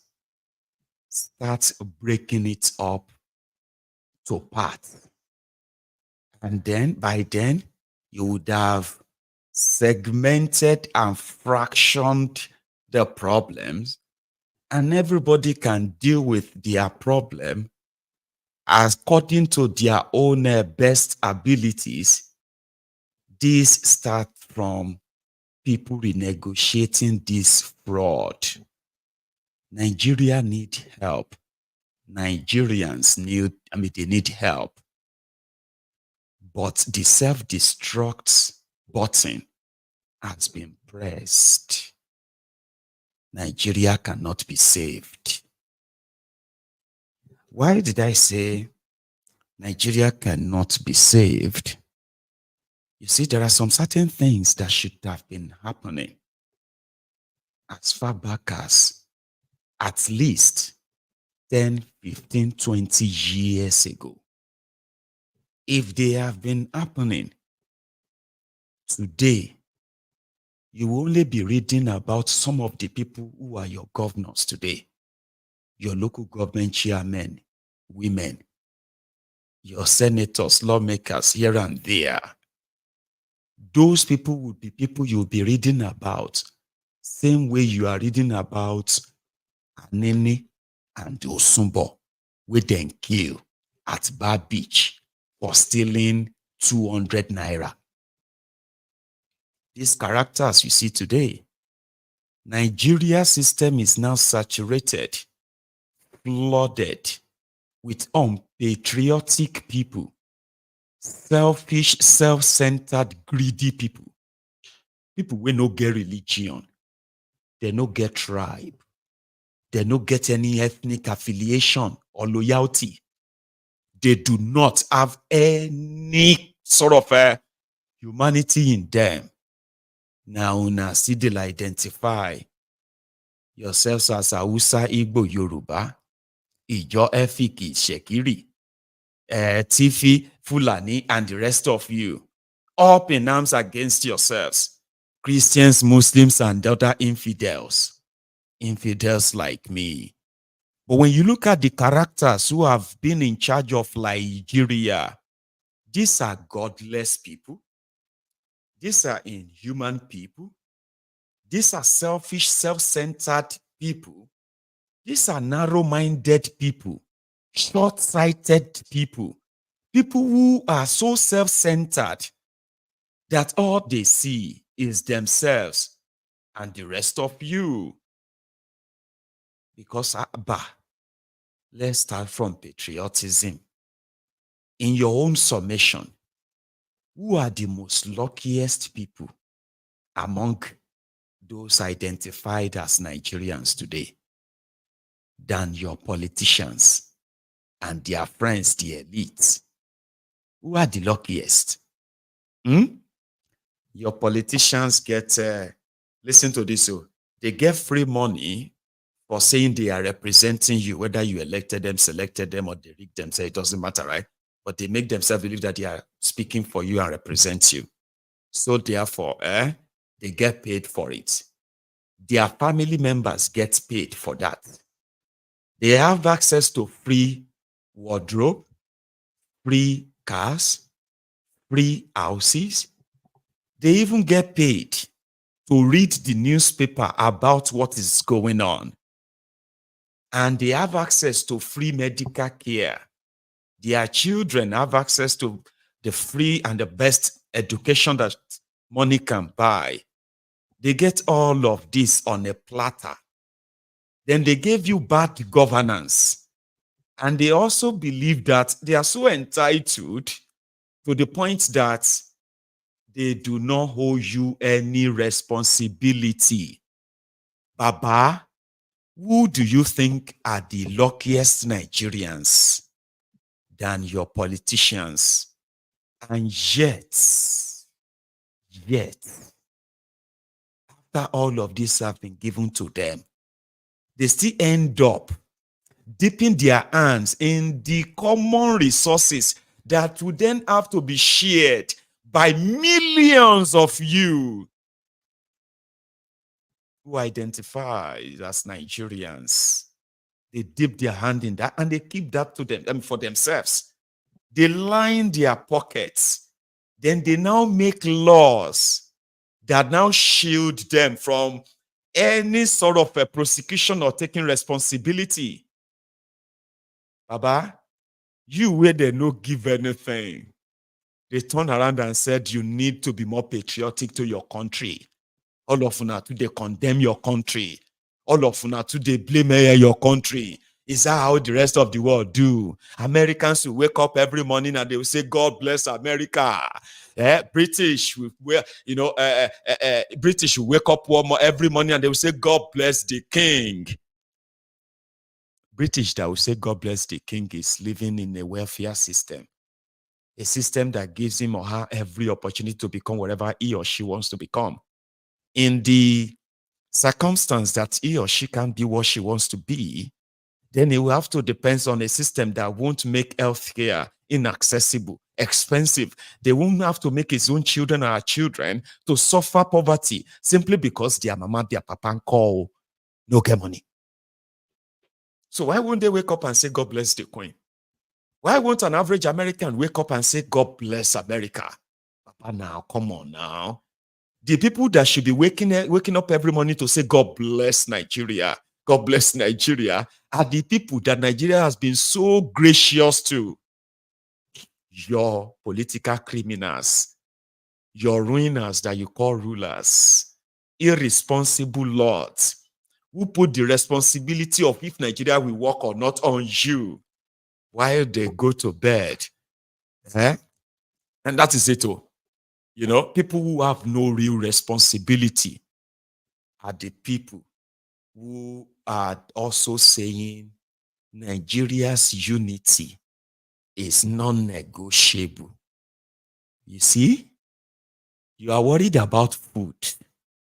You are going to be starved. You will be more hungry, and your children are going to live in poverty. Because they are saying the unity of Nigeria is non-negotiable. But we are now looking around with, where is the unity? Yorubas that loves Igbos. Igbos that loves Yorubas. So yeah, how many are they? Where are the Igbos that loves Fulani? Where are the Fulanis that cherish Igbos? Where are the Efik that loves the Jaws? Where are the, where are the Christians that would die for a Muslim? Where are the Muslims that would die for, others, for the infidels? We are trying to see the unity. Where is that Nigeria unity that is non-negotiable? Yeah, I bet who see him? Who get the copy of that unity? This is what we say, we can't wait to kill ourselves. We are pretending we are united. Because the criminals in Nigeria are united. They are the owners of Nigeria. Sure you get. It doesn't matter what they say about themselves. Sure you get. Politicians will tell you. These Yorubas always, but I be Yoruba, I don't benefit anything from Nigeria. That makes me special than Igbo. Some of you who they watch me will be Fulani. Of course, I don't talk about Fulani where they carry gun inside bush. They kidnap and kill people. There are Fulanis that are not terrorists. Sure you get. Some of you went to school with Fulanis. But now that our unity is non-negotiable, but there are many of you that are Fulanis that can't wait to put knife on top of the neck of Igbo. There are Igbos that cannot wait to use their AK-47 to blow the head of any Fulani. Meanwhile, these two people have no direct benefit from the rot. But politicians have made everybody believe that you must be careful. I am fighting for the Yoruba. I am fighting for the Igbo. I'm a Yoruba man. My family are Yorubas. We have not benefited anything that makes us better than any Igbo. The Fulanis that I know too, they've not benefited anything that makes them better than Hausa. Hausas, that the ordinary Hausas, you can't see them as they have benefited more than any Igbo. Or the Ijaw people will even get the largest crude oil that is supposedly feeding Nigeria, now feeding the rich politicians, the rich criminals in Nigeria. The Ijaws cannot say because they are Ijaw, they are currently having the best of the best life than the people from Middle Belt. But everybody is pretty much suspicious of one another. Then the criminal politician said, the Nigeria's unity is non-negotiable. And you're like, the only thing that unites Nigerians together is poverty. That's the only thing. Those of you where they say you are above poverty, continue. That is the only thing that Nigerians have in common. Poverty, insecurity, corruption, terrible leadership. And all of these are the only thing Nigerians have in common. Now, the only thing we unite all of una be that. That is why una go they do competition about poverty. You will see them. There is no amount of our people can never suffer like this. Our people can always say, we are the most educated people in Nigeria. We are the most in Nigeria. Meanwhile, everybody dey inside that basket of poverty, no electricity. Some of you even think that you don't understand the context of poverty. That's why I said hunger is not the only thing that you should be worried about. Your entire life, your entire existence, the meaning, the definition of your entire existence has been completely lived in a lie. I'm a Nigerian. I'm a proud Nigerian. A proud idiot. A proud foolish person. A proud mumu. I'm a proud Nigerian. You are proud to come from a country that cannot, after 63 years of independence, cannot generate 10,000, 20,000, 50,000 megawatt of electricity, give you 24 hours electricity, 63 years of independence. You provide your own electricity. You provide your own road. You provide your own security. You provide your own healthcare. You provide your own education. You provide almost everything for yourself. You are a mini local government. On the 1st of October, you can't put green, white, green on. You say you are a proud Nigerian. Are you not a proud fool? So not be only hunger. So when people go out and say they are protesting hunger, hunger care. This unity that they talk about na charm. If you don't know it, you better do. What is the solution? What is the solution? Break this shit hole up. There are so many ways you can skin a cat. I've never done one, but I've read that many times. It said there are so many ways you can kill a cat. I believe. You can drown it. You can skin it. You can shoot it. You can strangle it. You can, burn it. I don't know. You can do it as long as the cat is dead. You see this monster, the weapon fashioned against you. You can fight me. You can hate me. You can say whatever you like. Everything. You see, if you disagree with any part of this, I understand. You just say this construction easy. Unlearning what you have learned. Unlearning the lies that you have lived for how many years? How old are you? 50, 60, 70. How? 20, 30. Okay. It doesn't matter. A lot of you have lived that lie all your existence. You have been living in denial too. Sure you get. You want to resolve Nigeria problem. Let us start from a Diayede. Apart from this English, even this English where they speak, the majority of the population in the hinterland, the deeper part of the contraption called Nigeria today, there are so many of them that will just be looking at me like they will have to bring up interpreters. We know they hear ourselves. And you know one thing about not speaking the same language, it simply means you have no similar identity in here. You have nothing in common in here. People who speak one language or similar language, very close, cultural, traditional, and the rest of all those historical connection that has actually built up and become that they understand their languages. They will relate well. You will understand yourselves well. If I say something, the next person understands. There's no dilution there. Nobody will mix up what I say. Nobody will suspect me and make me feel like maybe I am doing this to come out. You know that stuff. Let's start from there. And how do you arrive at that? Nigeria don't see before this whole fake country got created. Nigeria is already very much on that path. The path where everybody knows where their boundary were. They still do. No matter how many times they redraw the map of Africa, that of the contraption called Liejiriya, even the one done by Gowon, and it's a Fulani Bakasi, called state creation. All of this, pata, the artificial borders. All of us know where our border reach. Every indigenous person in that contraption, they know where their border is. When you get here, they will tell you, now from there, Yoruba land and Yoruba people of this tribe, this is where their land ends. This is their border. Did you understand? It's already there. All this artificial border, southeast, south, Niger Delta, Middle Belt, all these artificial borders they have drawn. Baba will erase them if you want to resolve Nigeria problems. So people have said it before that when you have a country where people don't speak the same language, they have no similar belief. In Nigeria today, if you are watching me from for the first time and you don't know this.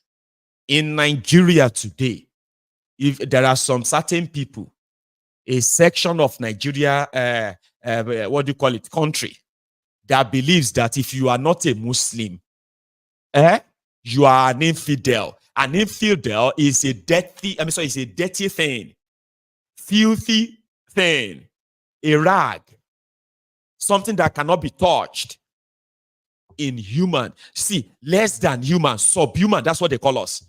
Me, we be say, I no be Muslim, I no be Christian now. I am an infidel because I share a country with people who believes their origin is from Afghanistan. I have no relationship with people from Sahel.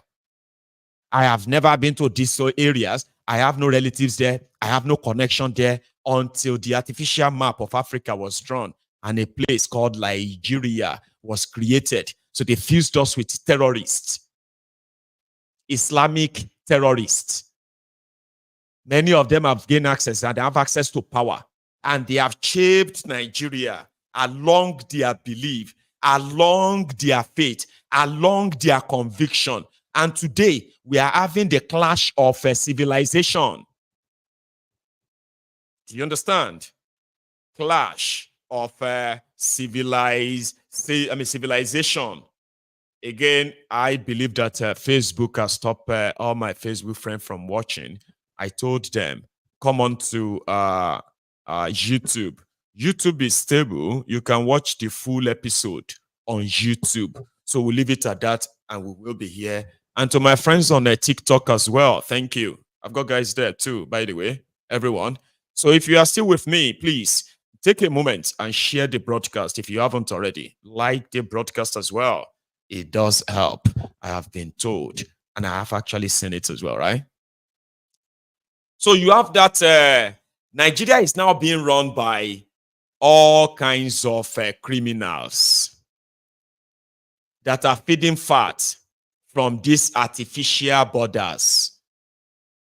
They created artificial borders to keep people separated from their ancestral, indigenous cousins, people who are actually from them, to make them minority, left, right, and center. All these artificial borders will be erased.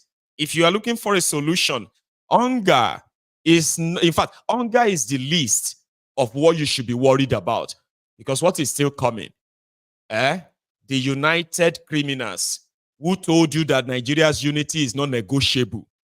It is because the moment you begin to negotiate this fake unity, these guys are going to go into extinct. They're going to go into extinction.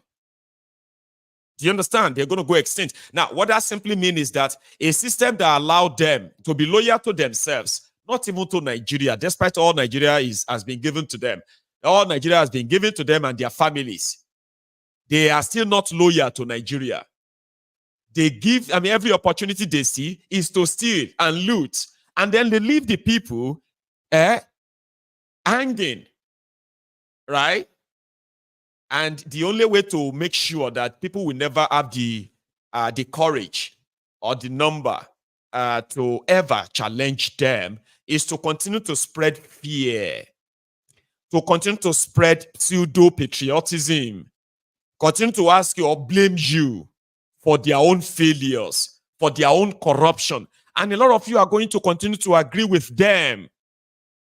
And that is why some of you who went out last week, for those who went out, we go out, go protest you.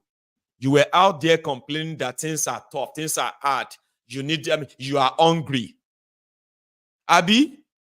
So you were hungry. You use that energy and say, we are hungry. All of us are hungry. Now, are you no longer hungry?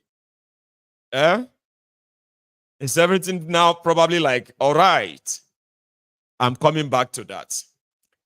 Yesterday, again, we had a chat on how corrupt system affects everyone when you have customs all over the world. Customs, immigration, and all these people, they act to defend and protect their country by ensuring that whatever is not meant to be in their country is not in their country. Nigeria is not Islamic country. But there are people who believe that Nigeria is Islamic country. That whether we like it or not, a time is coming that people like us are going to be killed if we fail to follow Islam. And there are people who believe that that will never happen. I am one of them who believe that that will never happen. Now, is that not a clash of a civilization like that? That is a clash of civilization. How do you think we are going to ever live with our killers? How do you think we are going to ever live in peace with our kidnappers? How do you think people are going to live in peace with the people who actually, kidnapped their wives, kidnapped their daughters, kidnapped their sons, and raped them, sodomized them? How do you live in the same country like that with them? So the point there is that until you all come around and know that to fix Nigeria problems start from dismantling the fake unity they have told you about all the time, to defend their unity and uphold their honor. These people have brought shame, disgrace, international stigma. I'm talking about horrible stigma on every Nigerian. Everywhere you go, you have to prove yourself that you are not that Nigerian they know. You haven't done anything. I haven't done anything illegal. I haven't committed any crime that will make me to be very careful or be answering to things I have no idea of, simply because I am a Nigerian and I'm carrying a passport. I am carrying the weight, the sins of the looters, of the ruiners, of these criminals. I am carrying that weight everywhere I go. So that unity needs to be, when they say divide Nigeria, we are telling you to divide the system that enabled these criminals to amass this so much wealth and power, influence, to the point that they become your lawmakers. How can criminals be making laws? How can lawmakers be how can lawbreakers be lawmakers? It doesn't work that way. Do you get that? So you have a system that rewards criminality. So in Nigeria, the Nigerian Navy, the high-ranking officers of a Nigerian Navy, I'm talking about the leadership, they are those involved in stealing Nigerian crude oil and guiding them out of Nigeria water. Nigeria is losing billions and billions of dollars every day to crude oil thieves. But the people who have been paying and being given, listen to this, because of insecurity in Nigeria, Nigeria is spending more money. I'm talking about times 10 to times 15 of the same money Nigeria is budgeting for healthcare. The money Nigeria is spending on security, buying weapons, and maybe they don't, then the money disappearing. Nigeria is spending 1/3 of our national budget on security. Money to spy on you, money to buy weapons, and yet insecurity never stops or reduces in Nigeria. Have you not asked yourself why? And the same Nigeria is where they are budgeting 200 billion, 180 billion for education, for healthcare. They are budgeting 200 billion that they will never give to manufacturers for manufacturing. Yet they are budgeting 8 trillion, 7 trillion for security. Yet the border is for us, the sea is for us, criminals everywhere. You have begin to ask yourself, what is actually the reward or the gain from that every year trillions of naira that goes into security? Now them they do oil smuggling, oil bunkering, Navy officers. So they will buy all those boats, they will display them to shakara all of you. Say if you try anything to protest, we will bring out all the gun boats. But the same gunboat, they guide criminals where they steal Nigeria crude oil in large vessels, guiding them out of Nigeria water. And the media will tell us, Nigeria is losing so amount of crude oil. Nigeria has lost so amount of crude oil. What happened to the Navy officer? What happened to the Nigeria DSS? Where are the NIA? Where are the DIA? Baba, where are the Air Force? Where are the Nigeria military? All the weapon guys, where are they? That Nigeria is losing billions of naira. Trillions of naira, billions of dollars to oil smugglers. Because it's a compromise system. It is a compromise system. Criminals are all in charge. Now, when you go into all these places, you only find like minute number of genuine ones who actually wanted to do something right, but they can never do anything right.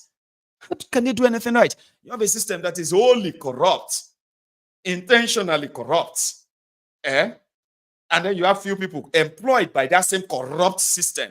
They can't make any changes. Don't you get it? The police is corrupt. I never know say police they do daily a job until I turned 13. And this was 27 years ago. I was about 13 years old, a teenager. That was when I realized that police, they pay a job. They do thrift. They were giving policemen targets. I mean, I was a little boy since I discovered that the Nigerian police, all the bribes they are collecting, from the unit level, from the ward level, where you have the DPO, to local government level, where you have all these officers here and there, to state level, then to regional level, then to national level. It is a racket, and it is not fake story. Policemen will collect bribe, extortion from people because they are given targets. They say DPO will get to office and say something like this. Wait for it. DPO will be like, hey, station officer, SO, come here.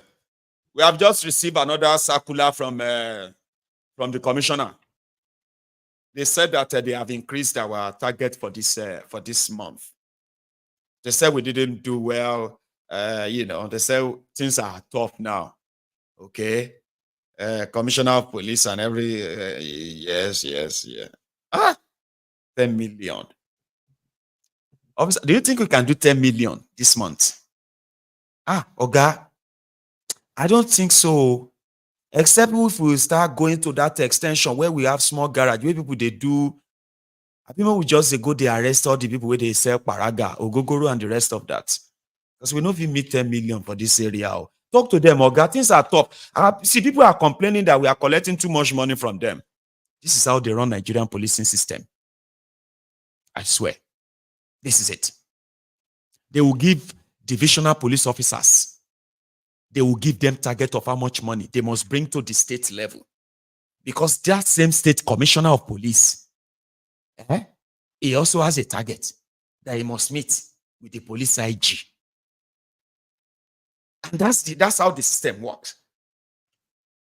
Therefore, if somebody is arrested for a crime, the same police can release the criminal and replace the criminal with somebody they illegally raided that is yet to pay. When they raid you, they will ask you 5,000 naira, 10,000, 100,000, 500,000. That's how much your bail is. It depends on their target. Now, if you fail to pay that, they'll go and collect money from the politicians who are paying hired cultists, young people that they give guns to, who are cultists.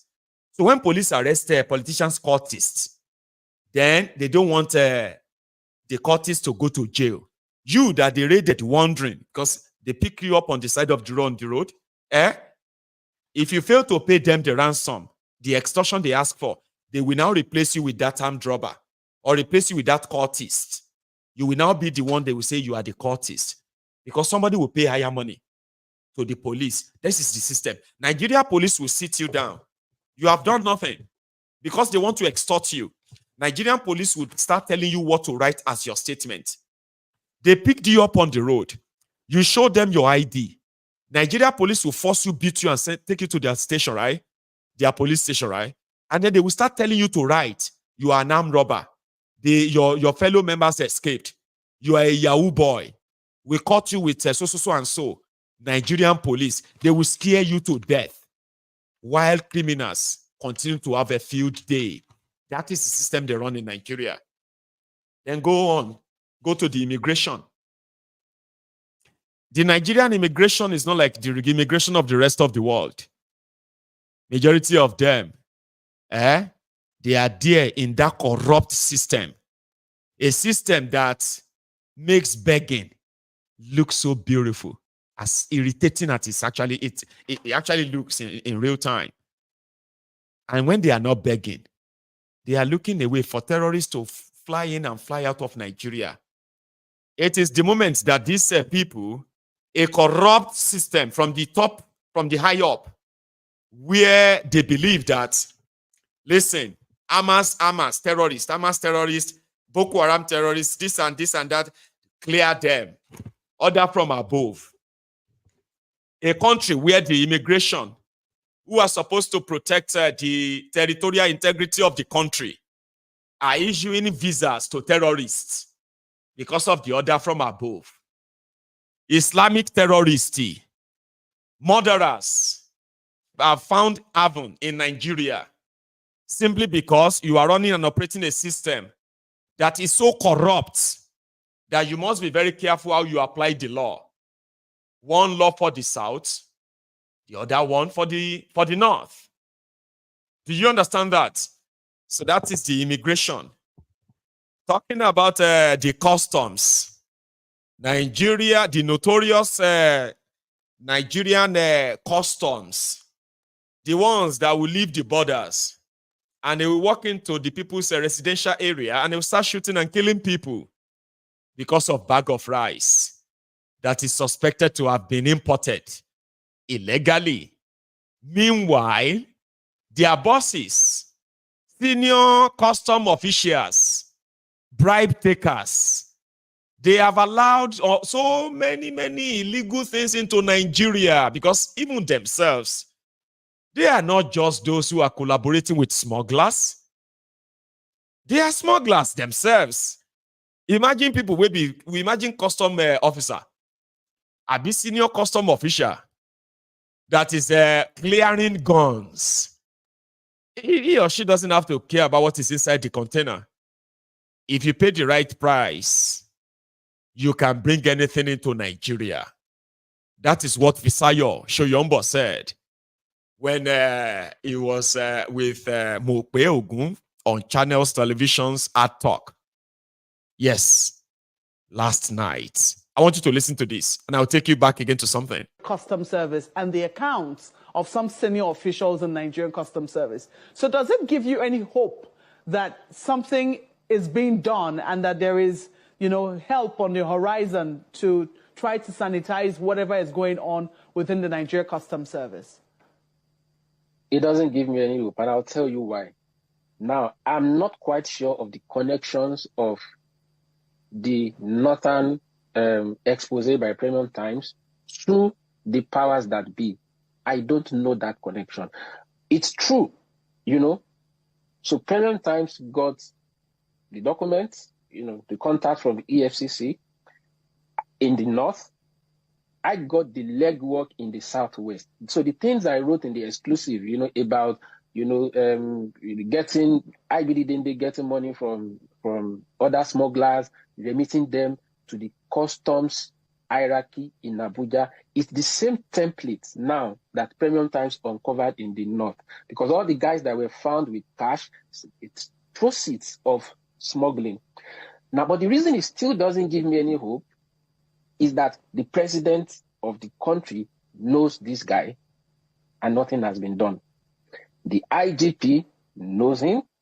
The CGC, Comptroller General of Customs, knows him. These are three people in their own rights, each of them acting independent of the other, has the power to stop the mess in the southwest, and it hasn't been done. Until that happens, let's invite EFCC to look into smuggling, into customs in the southwest, investigate the major customs officials in that region, link their accounts to the headquarters, and let's see what they will produce. Any effort that has not led to the wiping off of the perpetrators of smuggling in its dangerous economic and security form. Customs Service and the A dangerous security and economic situation you are in. IBD Dende. I know they are telling you that They are working hard, they are kinikon and the rest of that. Eh? Now, this guy beat up custom officials in Ogun State for daring to confiscate his contraband smuggling truck. Okay? And he practically told the guy that, maybe your bosses are also, they are also into smuggling. Are your bosses not smugglers too? Have you ever arrested your bosses? Have you arrested all of their own trucks? So you came here to arrest mine. See what they do to, see what this guy on the right to Pablo at the IBD Dende. See what this guy do to Nigerian custom official. The guy is they said the guy is a deputy superintendent of custom. I've been if there's anything like that, Sha. They shall say the guy is like a deputy in that axis. The guy come they ask, Kini Moshe, what did I do? He said he will kill me. That was last night, oh. The continuation. What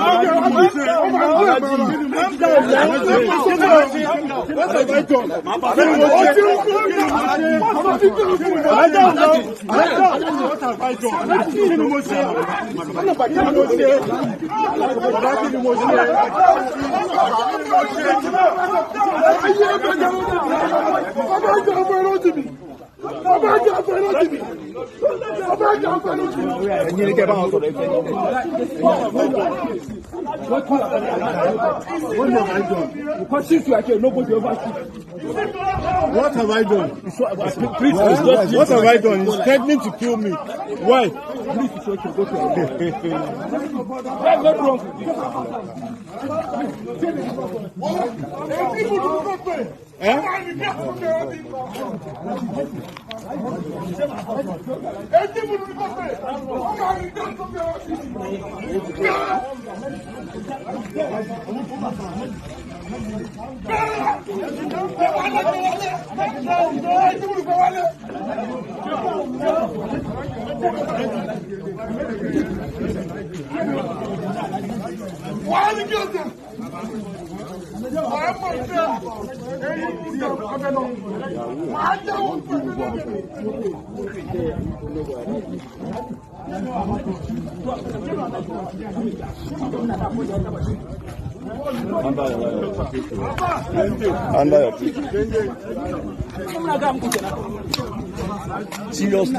Seriously?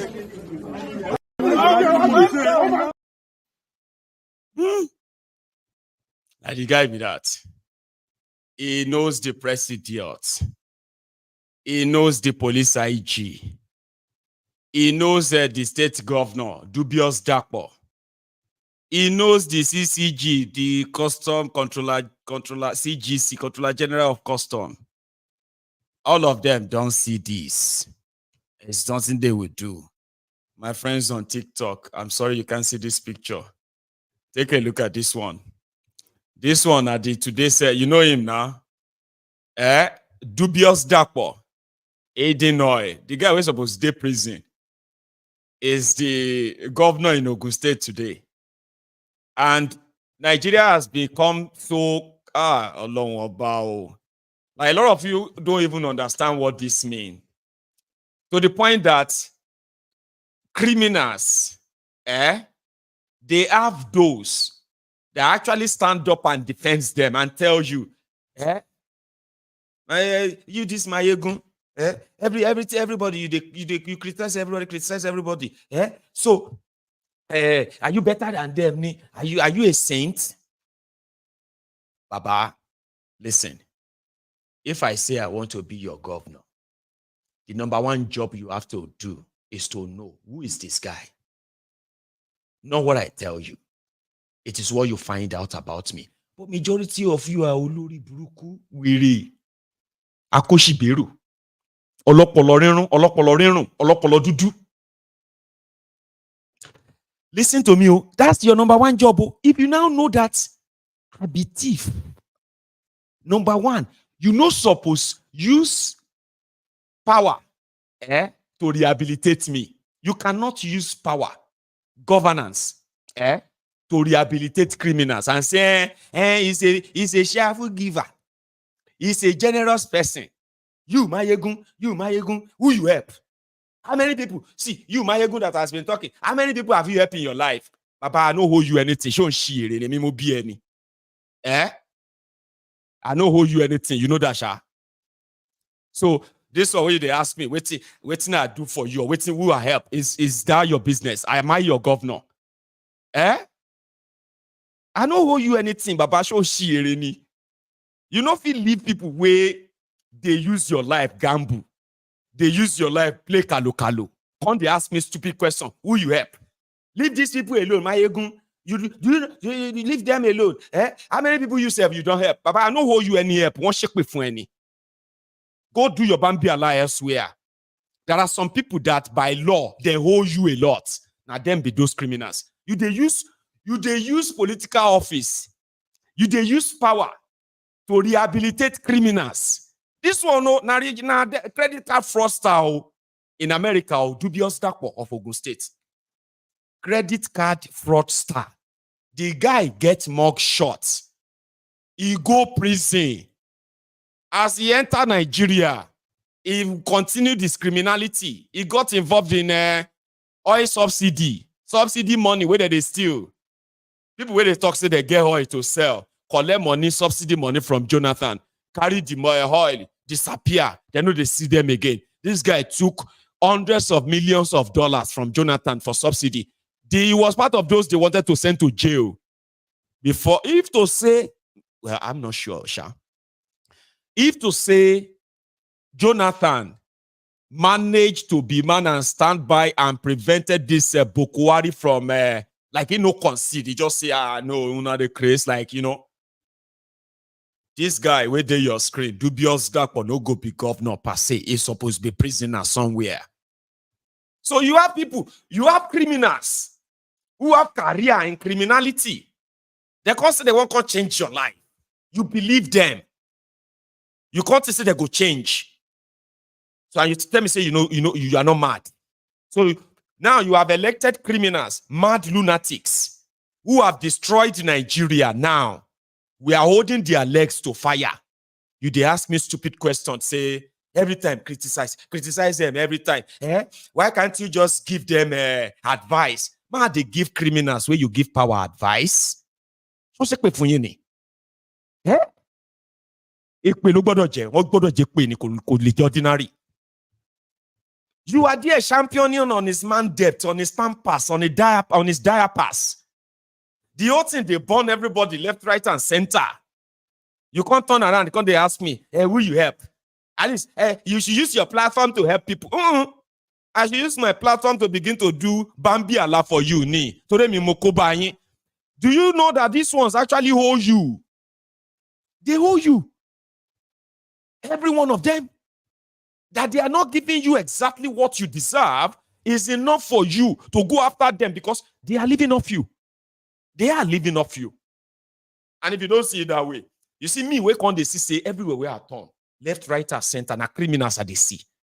You they see excellency, honorable, senator, distinguished. If you have that mentality, if you are one of those, especially those of you will love to be politically correct. Maiyegun, you see, nobody knows it all. Let us just kind of, what can we do? I've told you, what we need to do is for you to begin to tell yourself that, you see this Liejiriya you see now, until you agree that you will see it no more. You must see it no more. Your problem not to go anywhere. Because you see that unity where they tell you, no be the unity of Nigeria. Or you and me, we don't get anything in common. We know they share anything in common. We know they deceive ourselves, Baba. A lot of you cannot wait to kill yourselves. Yes. Then carry gun, give this one, carry gun, give that one. Carry, everybody. Go and play. Una go kill yourself any chance where you see. No be so?